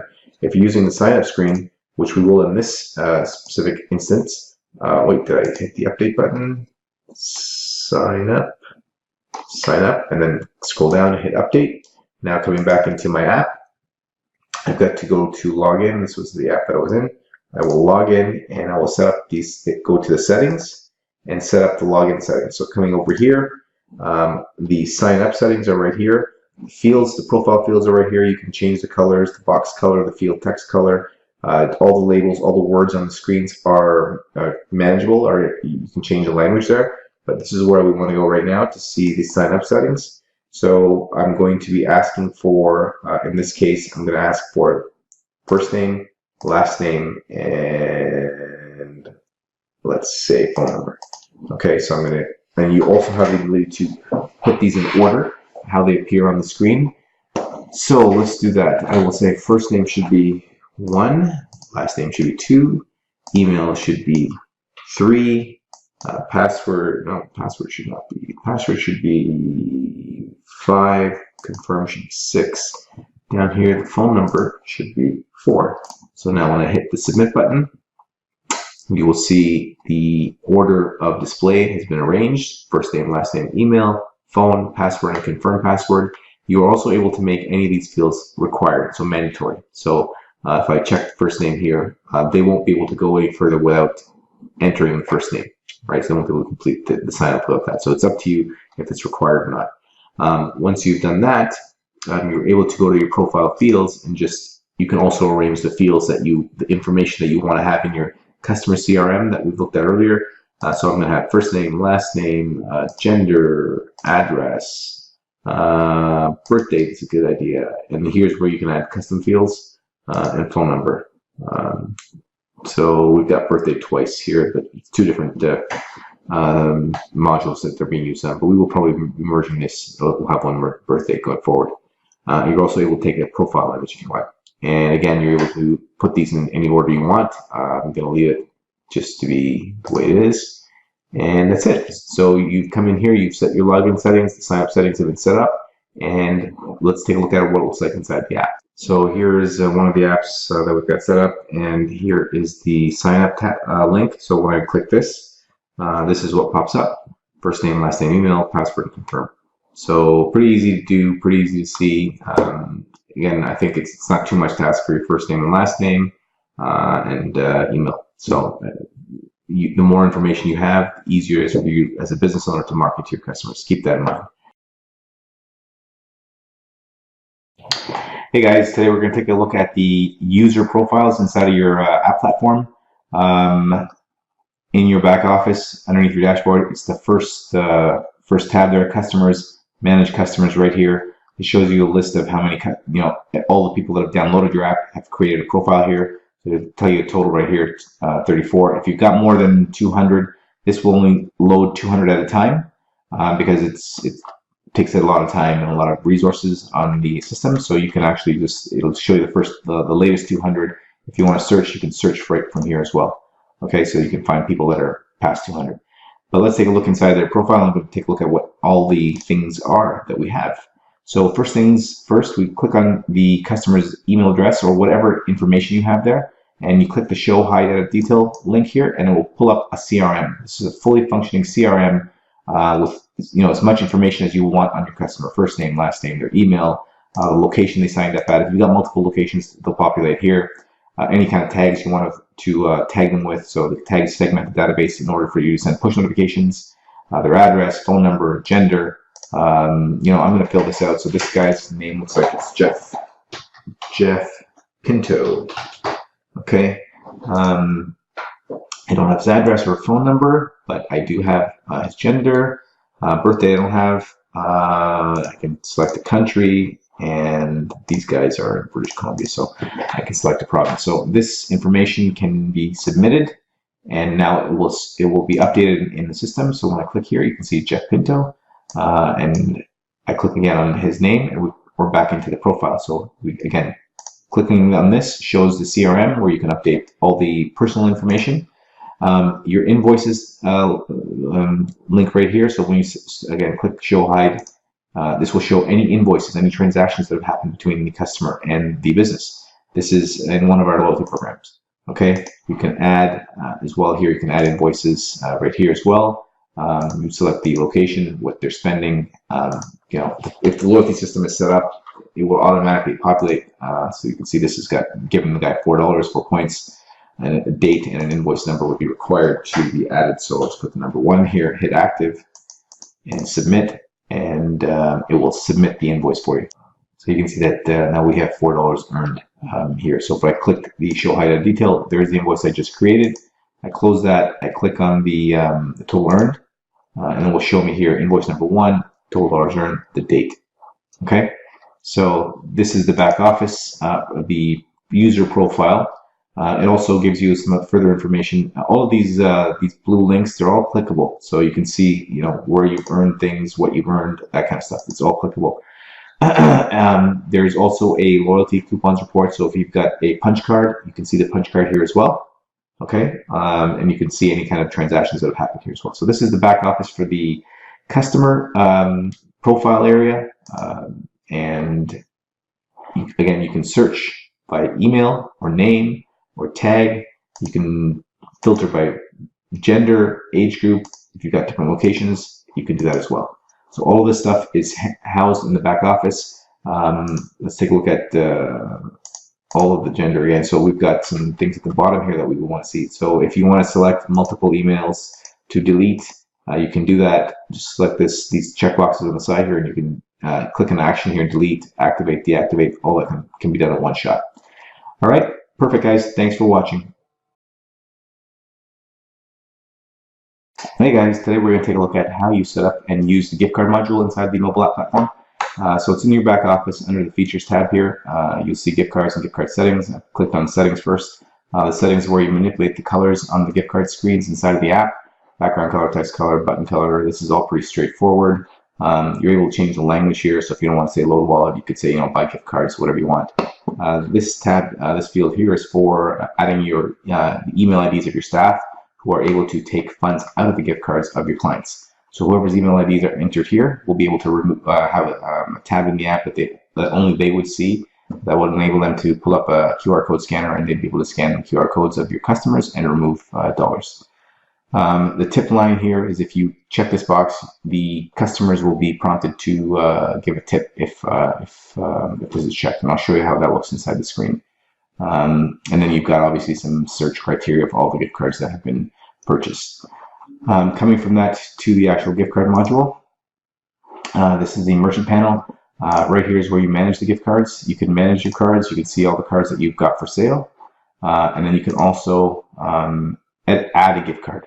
Okay, so we're going to add a gift card here. Basic information, the name, merchant name, rebate percentage. Don't worry about this at this point. We are releasing a new feature, and we'll explain that to you a little bit later. SKU number, vendor code, this could be the same thing. This is just ways for you to identify the gift card. PayPal ID, you could have individual gift cards with different PayPal IDs. Great for an app if you're making a kind of a coupon app or whatever, and you want to grab a bunch of local merchants and get their gift cards. You could actually set up their gift cards in here and have the transactions paid directly to them when a transaction is made. So this would be if you sold Shop A's gift card and Shop B's gift card, they'd have different PayPal IDs, and when someone buys Shop A's card, the money would go straight to them. Okay, description, pretty straightforward. Terms and conditions, straightforward. You're able to add an image for the gift card, the name for the gift card, as well as here, like a $100 card, I'd call it a $100 card. Purchase price, this is the price that your consumer pays you for the gift card. And this is the value of the card. So you can actually sell a $100 card for $90, giving your consumers an incentive to buy gift cards. Okay. You could also sell a $100 card for $100. It's totally up to you guys. So that's the way you add a gift card. Over here is where you manage your PayPal. Stripe, we're connected to Stripe and PayPal. If you've got Stripe or PayPal, just hit the manage button. Your PayPal account will be here. You can edit it there, or you can add PayPal setup here. Similarly, obviously one or the other, you're going to be using Stripe or PayPal. Here's where you can add your logo or manage your logo. Slider, we have sliders, and I'll show you the screens where in a second, where you'll see the slider images going through. Email templates, this is for when people forget their password. You can set up an email template here and just put some language in there, and it will automatically send them a password when they've forgotten their password. And the SMTP is for sending emails. Customers. This is a list of all the customers, of all the people that have purchased gift cards from your business. Order details. These are the orders. There's nothing in this list right now. You can actually, there should be. You can see purchased gift cards. No, we haven't sold any of this.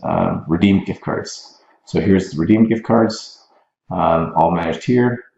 Categories. You're able to set up different kind of categories. So when I go to manage categories, there's nothing here. If you have, hair salons or restaurants, whatever, you have different types of categories for your gift cards as well. Beneficiaries, this is coming soon. Don't worry about this at this point. Campaigns coming soon, and then the reporting section. All of these three things are tied to a rebate module that we're working on, and will be released very soon.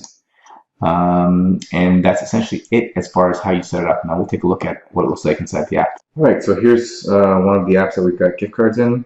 I click on the gift card tab there, and it takes me to this section. So we've got three screens here, the scan button. So this is the customer's QR code. So each customer inside the app will have their own unique QR code that identifies them. And this is what your staff would scan in order to take funds out of the gift card.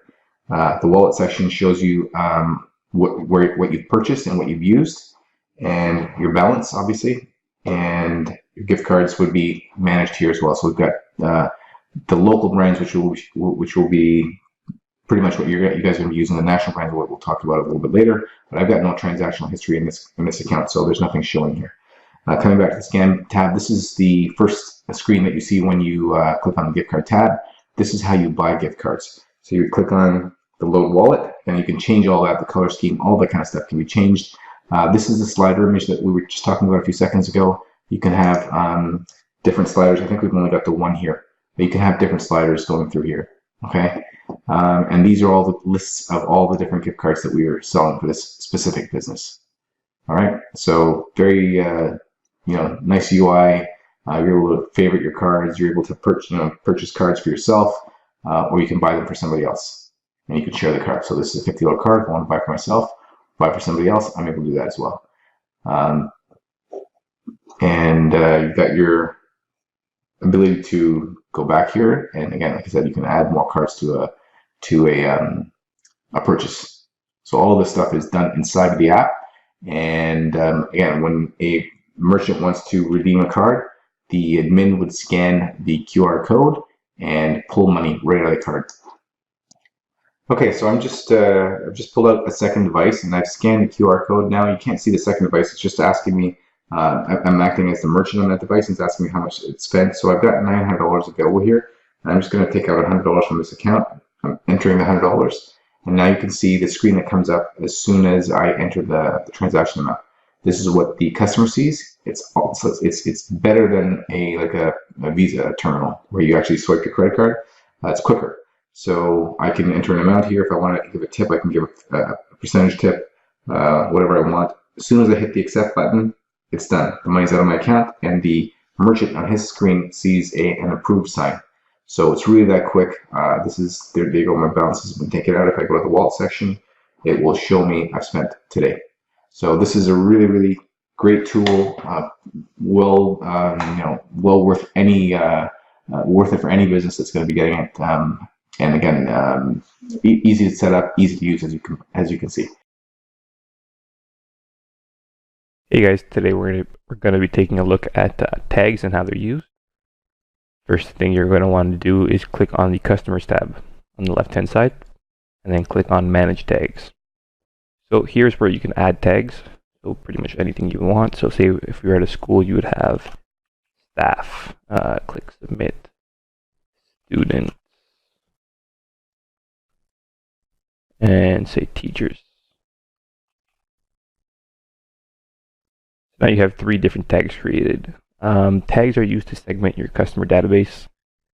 So once you go into Manage Customers, see we have a customer here.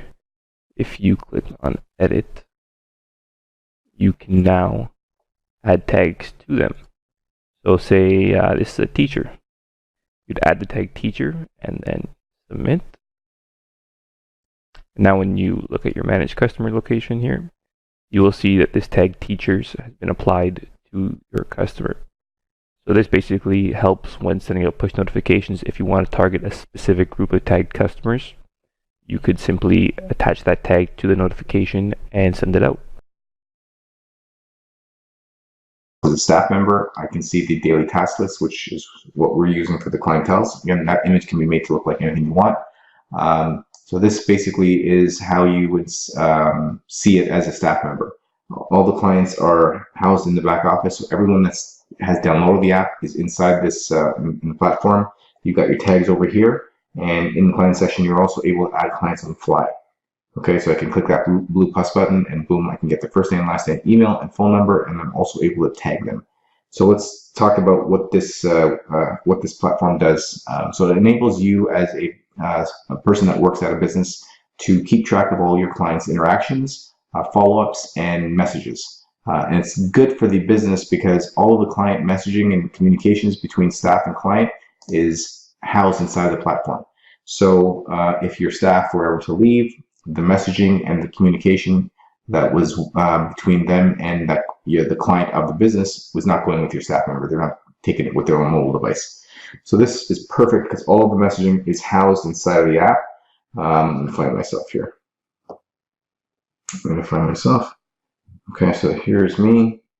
And this is the kind of stuff that you can do with this platform. So again, I'm able to house all the messages. If I click on the message tab here, this is all the messages. I'm able to send, these are text messages, okay? So I can send actual text messages to my client. They don't even have to have the app. So I can download, I can add them to the system, get their phone number, and then I can send them text messages. I can create follow-ups. Where's the follow-ups? Sorry, the follow-ups are over here. When I click the follow-ups thing, I can create follow-ups, and I can also add tags. And I'll explain the tags in a second. So the follow-ups, if I hit the plus sign on the follow-up, I can type in a task list. Do this task. Okay, hit done. I can give it a date. So for today's date, hit submit, and boom. When I come to my task list, there you'll see. Oh, I forgot the video, but you can have a full listing of all the tasks that each client, that each staff member has to take. And this is intentionally done this way so the staff can also check them off as they complete their tasks. Okay, let's come back to my portal here and find me again. There's my client.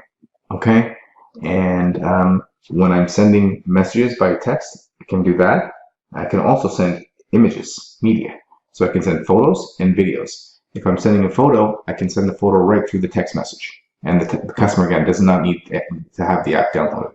If I want to send them a video, they would need to have the app downloaded because the size of the video files does not go on some carriers. So we've just made, you have to house it inside of the app on your home screen somewhere, put a button there saying, media, my videos, whatever you want to call it. And that's where all the videos will be housed. Now keep in mind, these are individual messages going out to individual customers, right? So it's a great tool to keep for businesses to keep their staff on their toes and make sure things are being followed up with their customers. The tagging portion here, these are different words that you can associate with tags, and you can tag your customers with this. So if I tag a customer with this, I'm able to see if when I click on this, I'm able to see a full listing of all the people by clicking View Selected, of all the people that have been tagged with this label. So what I can do is I can send one-to-many messages. So I can send a message to all these guys right here. When I click the bottom messaging there, send a message. These are my $1,000 customers. Boom, I can send a message. You guys are getting first access to our new arrivals, our promotions, whatever the message is. And all of those people will get a text message from me at one time. So I'm not typing 10 or 20 or 50 or 100 different messages. I'm doing it once and everyone gets it.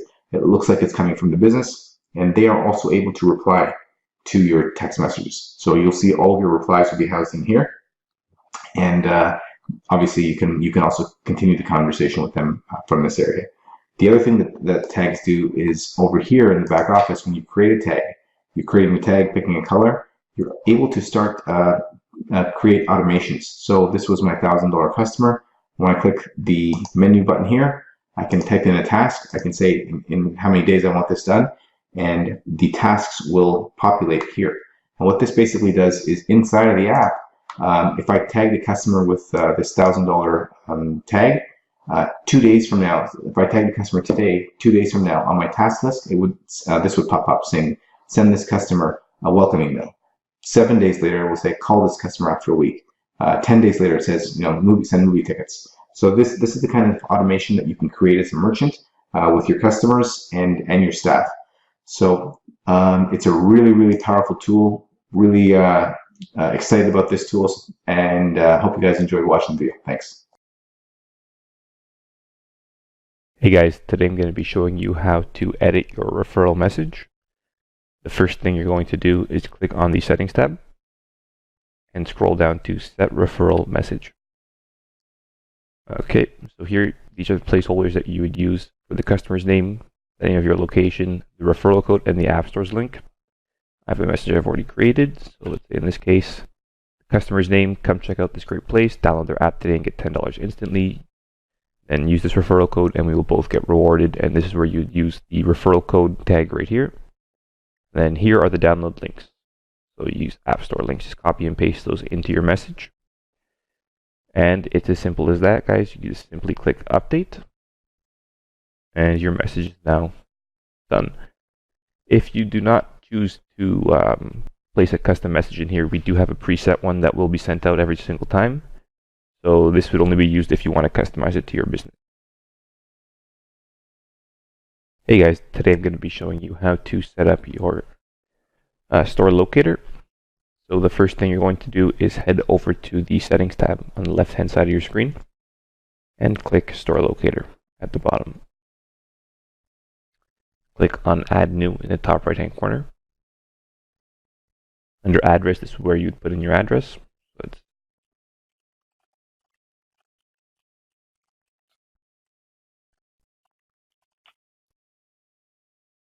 yep, and it pops up right there. So if you want to monitor your employees coming and going, you can set up a range for which, when they enter, it would alert you. In this case, let's say 100 meters. Location name, so let's say your store or your location. Contact number, so where you enter your email and a short description of your location. And if you have an image you wish to attach, you can show that right here. You can upload that right here, sorry. And if you want this to be shown in your hamburger menu on your app, you would select it right here and then click active and save. And it's as simple as that, guys. Hey guys, we are going to look today at how you use the website tab, website list tab inside of your app platform. So it's underneath your customer tab. You see website list here. Click on it, and this screen pops up. We've got two buttons on the top right here: manage tabs and add new. Let me hit the add new button and just start adding some URLs. I'm going to call this one CNN. I'll just add a link, CNN.com. You're able to put a thumbnail image there as well. So the image sizing is here, 180 by 180, or you can choose from something in our library. I'm just going to leave it blank for now. Yeah, just leave it blank. No big deal. So I've added a thumbnail, URL for CNN. Let's add a couple more. We'll call this Twitter. Twitter.com. Again, I'm not adding it to monitor. We can add thumbnail here because we've got a Twitter thumbnail. Boom. Okay, let's add one more. I'll add a Facebook. www.facebook.com. And I think we have one here, Facebook as well. Hit active. Boom. Now we've got 3 URLs. Now the purpose of this is to basically take your URLs and embed them into the app. So you can have a page inside of the on your home screen that connects to URLs, and you can categorize them in any which way you want. So this example, we've got a couple of social media, so I can make a tab on my home screen that says social media, and then have a listing opening up of all my social media. Any digital assets of business or you have can be embedded inside the app platform. So you can so I can list 100 different URLs here, and then I can basically group them together. So that's what the Manage Tabs link is up here. Okay, so if I click that and I hit Add New, let's hit the Add New button, and I'll call this Social Media. I don't know if I'm showing here, but anyways, hit Twitter and Facebook. So in the Social Media tab, now I'll have a listing of Twitter and Facebook. Again, you can make as many of these as you want. When you hit the Add New button, the screen pops up. All of your URLs will be populated here, and you're just basically giving it a title and selecting which URLs you want to populate under this heading. Okay, so what now happens is that on your home screen, if you made a social media button, what would happen is you can connect this to your home screen. So let's go down here, your home screen, there it is, and I will click on this. Do we have social media on this one? We don't. So we will just create a little thing here, move it in a lot, and click website list. There's my social media. I'll select that, and boom, when anyone touches this area on the app, all the social media things that we just set up, the URLs, will populate in a list form, and then you're able to click on each one. So Facebook, Twitter, whatever those links are, and it will open up inside the app. Okay, so that's how that's done. Or if you have an individual list, so let's say you had a big Facebook logo of on your home screen, you didn't want it to go to a list form, you could just say website and paste the website right in here. So Facebook, whatever your Facebook page URL is, paste it right in here, and when they click on this area on the screen, it will take them directly to your Facebook page. Hope that makes sense. Thanks for watching.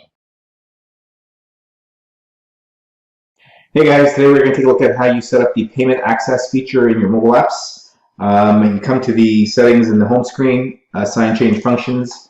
Top right, you'll see plans. Click on that, and here's where you set the plans up. You've got three options: lifetime, annual, or monthly. Pretty straightforward. Lifetime means you make a payment once and it's done, never pay again. Annual means you're paying once and then every year thereafter. Monthly means once now and then every month thereafter. So I'm going to make a couple plans to show you what it looks like. Demo plan. I'll make it annual. Let's make this one $197. Hit submit. Now you see it over here. Let's make another one. I'll make it a members plan, and I will say this will be monthly, and we'll make this one $20 a month. Okay. So we've got two plans here. You can see the fees, note 197. You're able to edit these things as well. Now what will happen is you'd go back to your home screen, click the assign change functions again, and you can basically set up plans here. So you click on the functionality where you're able to assign the function to the home screen. You can pick whatever feature that you want, and then you'll see down here, you pick your plan. So when I pick this plan, anyone that clicks on this area will be prompted to make a payment. There'll be a pop-up that says purchase access. They will be taken to a website within the app, in-app browser. They will make their payment, and once they've paid, they come back into the app, and they will have immediate access to that specific feature. Okay, it's a one-time. It's done right immediately. There's nothing by the admins that have to be done to turn anything on. Once the payment's been made, it's done. They have immediate access. Now we take them to a web browser to make the payment, because if you pay in the app through the app, via the app, it's considered an in-app purchase, and you have to give 30% to Apple and 30% to Google. So this way, what you're doing is you're making the payment on a website. Payments made, 100% of the revenue belongs to you or your customer. Click over here. Again, you can see two plans. Select the plan, and away you go. Now, once this is all set up, you would need to come over to your settings, go to the Edit Passwords area, and scroll down to the bottom, and you'll see Payment Gateway. So you're setting up your Stripe information or your PayPal information. Your subscriptions would need to be set up with your payment processor. So if you're making a monthly plan, you would need to set up a monthly payment product, and then connect it to the back office here that we just did. So again, set up your Stripe information, your PayPal information, create the plan in your Stripe account or your PayPal account, which is a subscription plan, and then that product ID would connect to the plan that we created on the home screen, and you're done. Thanks for watching, guys. Hey everybody, today we're going to look at building a form. It's on your dashboard. Make sure that it's been activated when you've actually built it out on the building app side. What you need to do to come in to populate the form is come into the admin back office dashboard, select the form tab here, and hit add new. So I'm just going to call this form survey for this demonstration. The submit button title basically is the title of the button that you're going to when you're submitting the form. You can call it anything you want: submit, done, enter. Let's just call it submit. You're able to pick your background colors and your text colors here. I'm just going to leave them black and white for this demonstration. The emails IDs you enter here are the people that are going to receive these forms when they have been submitted. So let's just put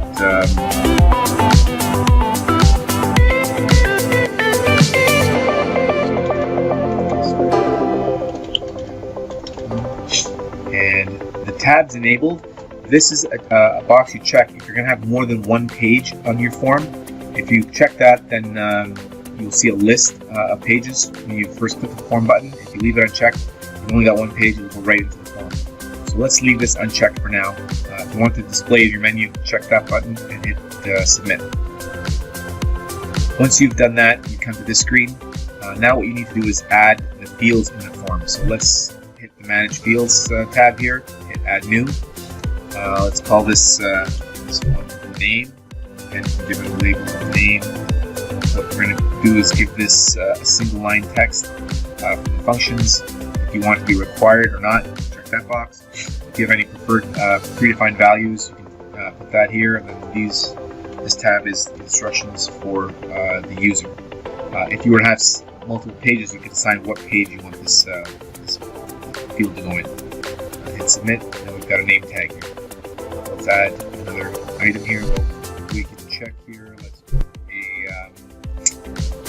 an email address here.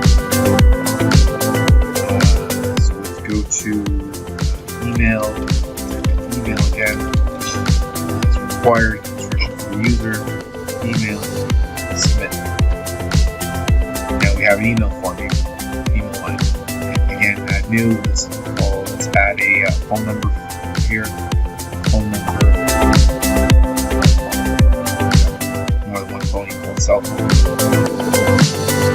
Values instruction for the user is basically phone. Submit. Then phone here. Add new. Let's add a location thing. Here we can call it address. Your address. User, submit.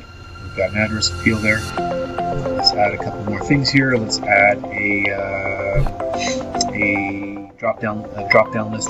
Okay, multiple choice checkbox and drop-downs are all the same thing. It gives the user a different way to look at it. So multiple choice will give you bullet points. Checkboxes will give you squares that they can select, and drop-downs will give you a drop-down list of items they can select. So let's add a multiple choice here. The options are, let's say, bronze, silver, gold. Those are options. We'll call it font preference.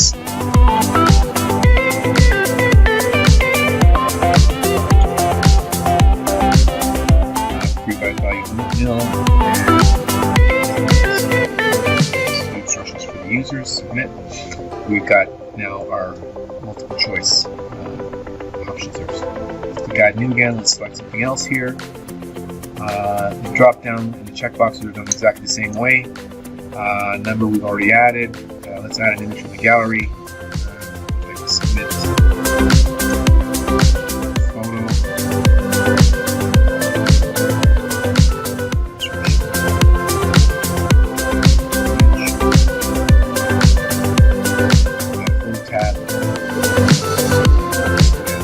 Add. We can add audio recording. Instruction for the user is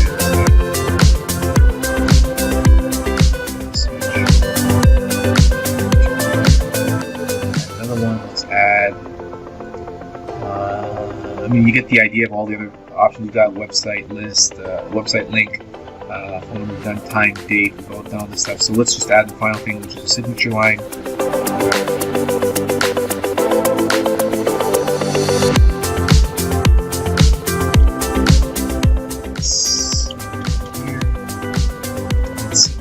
All of these items have been added to this form, and that's it. Once you've completed your form, you can come back out here. You'll see all the form items we just entered in the fields, all the tabs. Right here, you can see what we just added. Essentially, that's it. Once you've done this, you should be able to see this in the preview tool, and you can test it, play with it, and that's essentially it. Thanks for watching. Guys, today we're going to be looking at another feature in the app, the food ordering system. On your left-hand side menu there, you click on the food ordering system. I'm going to show you how to add some items to your menu. Click on the menu, add a product. Actually, you're going to have to add, category. Add a category. So let's call this sandwiches. Sandwich, active, save. We can add another category, just compare it to pizza. There we go. Okay, so now we'll come back here, add a product.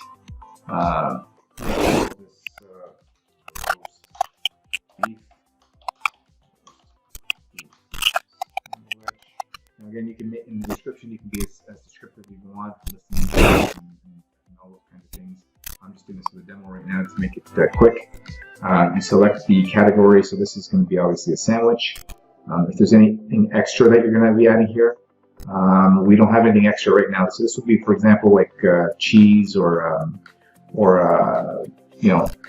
pizza. Any extra toppings you could have.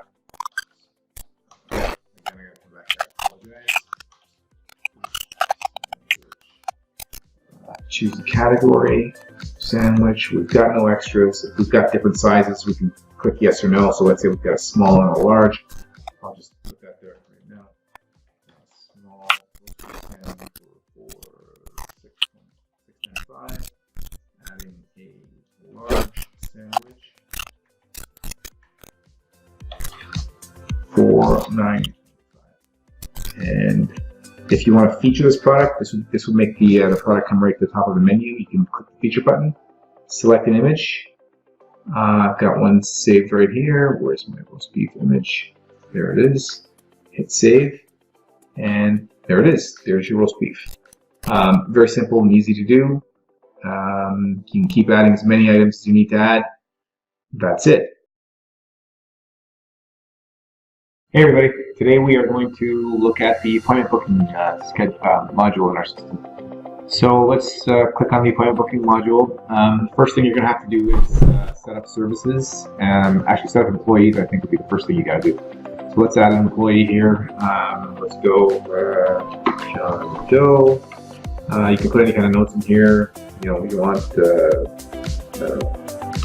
great at what he does. His email address, so it would be john@gmail.com. And when you check this box, an email will be sent to this address when a booking is made for him. You can put a password in here, 123. His phone number. Okay. If you want to get an SMS to that number as well, you're able to check that box. The SMS you have to set up, and you have to get us to do that for you. And again, remember the SMS you have to pay for the credits. So I'm going to leave that unchecked for right now. Services are unknown yet because we didn't set them up. I probably should have set that up first. You can choose an image of your employee there as well. Let's see if I've got one here. Let's choose this lovely face. Active, the status is active, and save. So now you have an employee. Let's go back to the services tab for a second. Let's set up a couple of services because you should actually have that set up first. So let's assume this is a hair salon. We're going to do haircut. Again, you can be much more descriptive here. You know what you're offering. I'm just going to be quick here. The price is $46. It's in euros right now. I'm going to change that in a second. I'll show you where to change it to change that. If you have an image of the service you're providing, you can upload that as well. The time it's going to take you to provide that service, you can put that there. How much time you need before and after to prepare for another appointment. So let's just put 5 minutes on each side. And the status, choose active. And then you can also select all your employees here, so you can add them either way.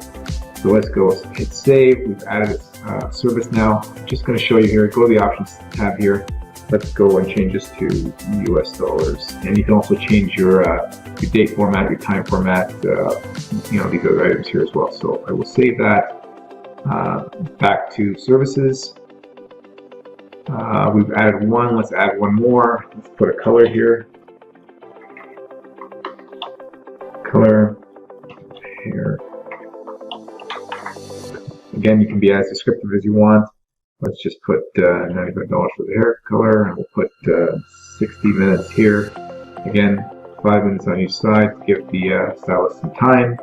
Choose the status active and select. You can select all of your employees. How many ever employees you have here will be populated, and hit save. Now we've got a couple of services, and you've now also seen how to add an employee. Let's take a quick look at the booking side here. There are no bookings, so that's easy. The dashboard here will populate with all the bookings you have for this day. You can check on any day you want. Just move it over, and it will check today and tomorrow. It's shown here. You're also able to print this. And if you've got more than one employee, they'll be listed here. I'll show you how that looks over here. So let's just add one more employee. Let's go Jane Doe. I'm not going to add anything here. Just keep this moving. Invoice.com. 23. No phone number. Check all for the services that she provides. Active. Choose an image. Again, we'll choose the same image. Save. Oh, we need to add a phone number. So let's add a phone number.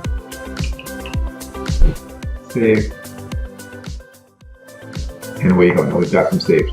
Again, you go to your dashboard. Now you see both your employees. So the more employees you have, the more will populate on the screen. You'll be able to go back and forth. One more thing, you want to go and set up your options. This is in general information here. You can set up your time zone, first day of the week, your bookings. This is pretty self-explanatory. Default status for booked, date if paid. We're going to go to default to confirm. So you're able to take payments through the app. If someone's making a booking, they can pay through the app, and if they pay, the booking will be confirmed. You can also put the default status for bookings if it's not paid. We've put pending here, but if you want to just take all bookings as confirmed, that can be done right here as well. So let's just put confirmed here, and then over here it's asking you to accept bookings X amount of hours before appointment start time. So let's say it's 12 noon right now, and somebody wants to make an appointment for 1 o'clock. If you've got this set at 2, they won't be able to do that because it's saying that you need 2 hours notice. So you can bring that down to 1, or even to 0. You can book immediately. So let's just leave it at 1. So this in this case, you're going to need at least 1 hour booking time. Clients can cancel a booking up to 2 hours prior to the start of that time, so you can put that there as well. And bookings accepted for how many days? You can go 60 days in advance. Again, you can change these at your discretion. So hit save, and then you can go to the times, the open times that you guys are open. This comes, I think, pre-populated here. So if you have a day off, this could be your day off. It'll take it off your schedule. And then again, your open time, your close time, if you've got a lunch period from 2. And that's it. And this will update the default working time for all employees. Okay. Your invoices, these are invoices that are sent to your employees via the app if they're paying for a service. Right? Yeah, you can upload a logo here, your company name, address, all that kind of stuff. You fill it all out. That's what that's for. Your options here, you're able to accept payments with PayPal, Authorize.net, a couple other processes we have here. We're not shipping anything in this example, so you don't need to check that. And that's it there. We've got a template here that will allow you to configure a message for your invoices. All of these placeholders are unique to your customers, so if you copy and pasted anything into the body of the email, for example, is there one here for name? Let's just check one out here. Sorry. Unique identifier. Here is the name placeholder. So if you were to copy that and paste that into your window here, it will pull the name from the customer list. So John's name was in the list. It would say, John, thank you for your business. Whatever you want to put into the body of your invoice message. And there's a bunch of different information here that you can do the same thing, copy and paste it into your message. And essentially that's it. You've now set up your bookings table. Hey everybody, today we're going to take a look at how we use the invoicing module in the platform, okay? How we set it up and how we use it. So the first thing I want to bring to your attention, the dashboard. Every time you log in, this is where you go. This is connected to your invoicing module. So any invoices or bills that you input into the system will populate here, and I'll show you that in a second.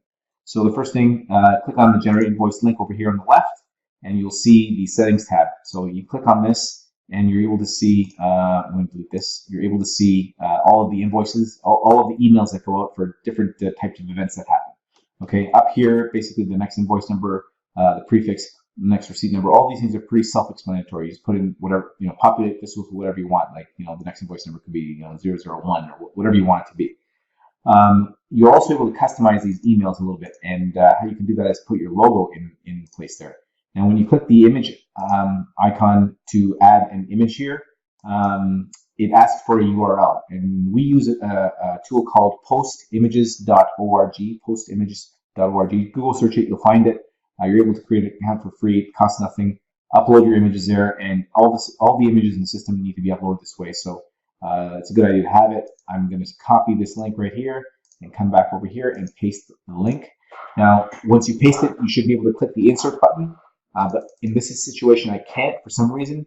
Sometimes that does happen. Just click on the URL and hit the space bar, like I'm going to do now, and then you'll see the insert button works. So I click the insert button, and now you can see I've got the image in my body of my text, of my email. Okay, keep in mind you can customize all this stuff. The placeholders are right up here above each email. Okay, so they're all right here. You can copy and paste those placeholders into the email.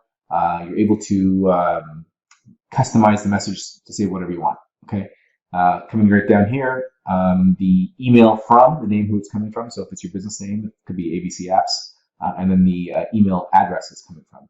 Okay, you're also able to customize the date format. So once I hit submit, that will now save everything. The next thing I'm going to bring to your attention is the connect to PayPal and Stripe. When I click on PayPal or Stripe, I'm able to connect my PayPal or my Stripe account. So whatever you do, just whichever one you're going to use, you can use that, and that's where the payment links are going to go. So when we hit the settings link, button over here, and we inserted the payment link in your invoice, when this invoice goes out, your clients will be able to pay you right by clicking on this payment link. So whatever the invoice is, $1,000, $2,000, whatever that invoice is, it will say right here. They will click it, and they'll go right to your PayPal page and be able to make a payment right away. So you're able to use this thing to get paid as well. Okay, so that's done, and everything's all set up. Your PayPal account's connected. We'll come over to invoices here. I will add an invoice. I'm going to make up a name. Let's go to demo client. I'll save it. Obviously, whatever information, I got to add some info here. So I'm just going to put 123 Any Street. Okay, do it properly. Street. Contact number 1. Here we go. Email info@myappco.com. I hit the save button. Now this will become a client in your client list over here. Okay, I can go to the items and I can start typing things, custom mobile app, whatever your things are. And as you type more things, these things will save here as well. My price, I put a price in here, 1,500, and how many units I'm selling. Hit number 1, hit save. You can just keep adding items. By the way, if you want to keep adding items, you can do that. I'm going to delete those. Under the options tab, you have the ability to change currencies. We've got Canadian dollars and US dollars set up today. We'll add more as we go. The date, you can change the date. Any notes you've got, any descriptions on what this is, custom website, any information that should be pertinent to the invoice can be pasted here. If you're going to give them a discount, you can put that here, and then you've got 2 tax fields that you can add as well. Once that's done, hit save, and the invoice has now been created. If we check it, you'll see a draft of an invoice. So in order to convert this in from a draft to an actual invoice, you need to hit the send button. Okay, so I'm going to hit the send button, and now you'll see this is now an unpaid invoice. I come back over here, and it's now in my unpaid column.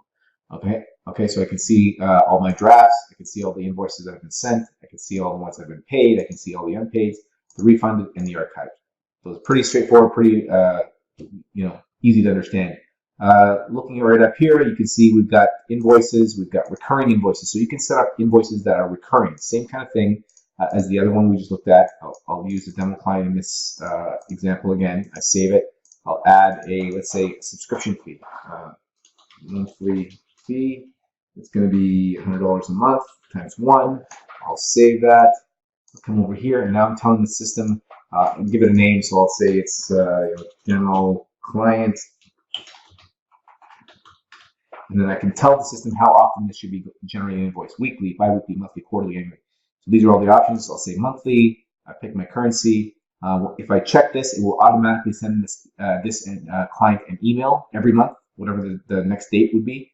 Okay, I would select that, and then again, notes, discount, taxes, all that kind of stuff can be set up. And now this will be a recurring invoice. So every month, on the 17th of the month, this client will get an invoice from our system every month.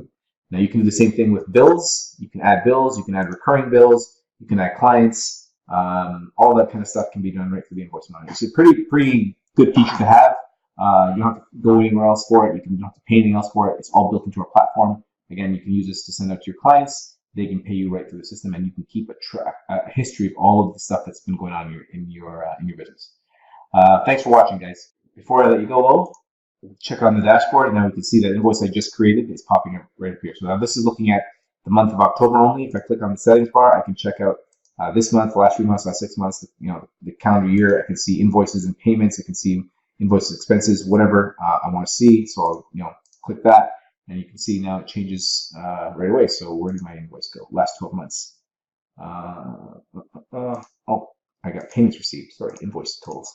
There we go. So now there's the last 12 months. I can see my invoice. I scroll down. I can see the summary. I've got accounts receivable. It's also showing right here. Okay, so just going to show you where the Spanish language is created. So any app that you create, you would hit the login button. Okay, again, if your screen, you don't see the login button, if your screen is too small, it'll be like this. You'll see the plus sign, and then you'll be able to open it up and see the login buttons here. But moving back to this, so you hit the login button, you log into your app, and then in the settings over here, in the configure app, you select your language right there. Okay, so there's where you can select the language of the app. If you have any other questions, please let us know. Thanks. Hey guys, today we're going to take a look at the multi-currency issue and where you set that up.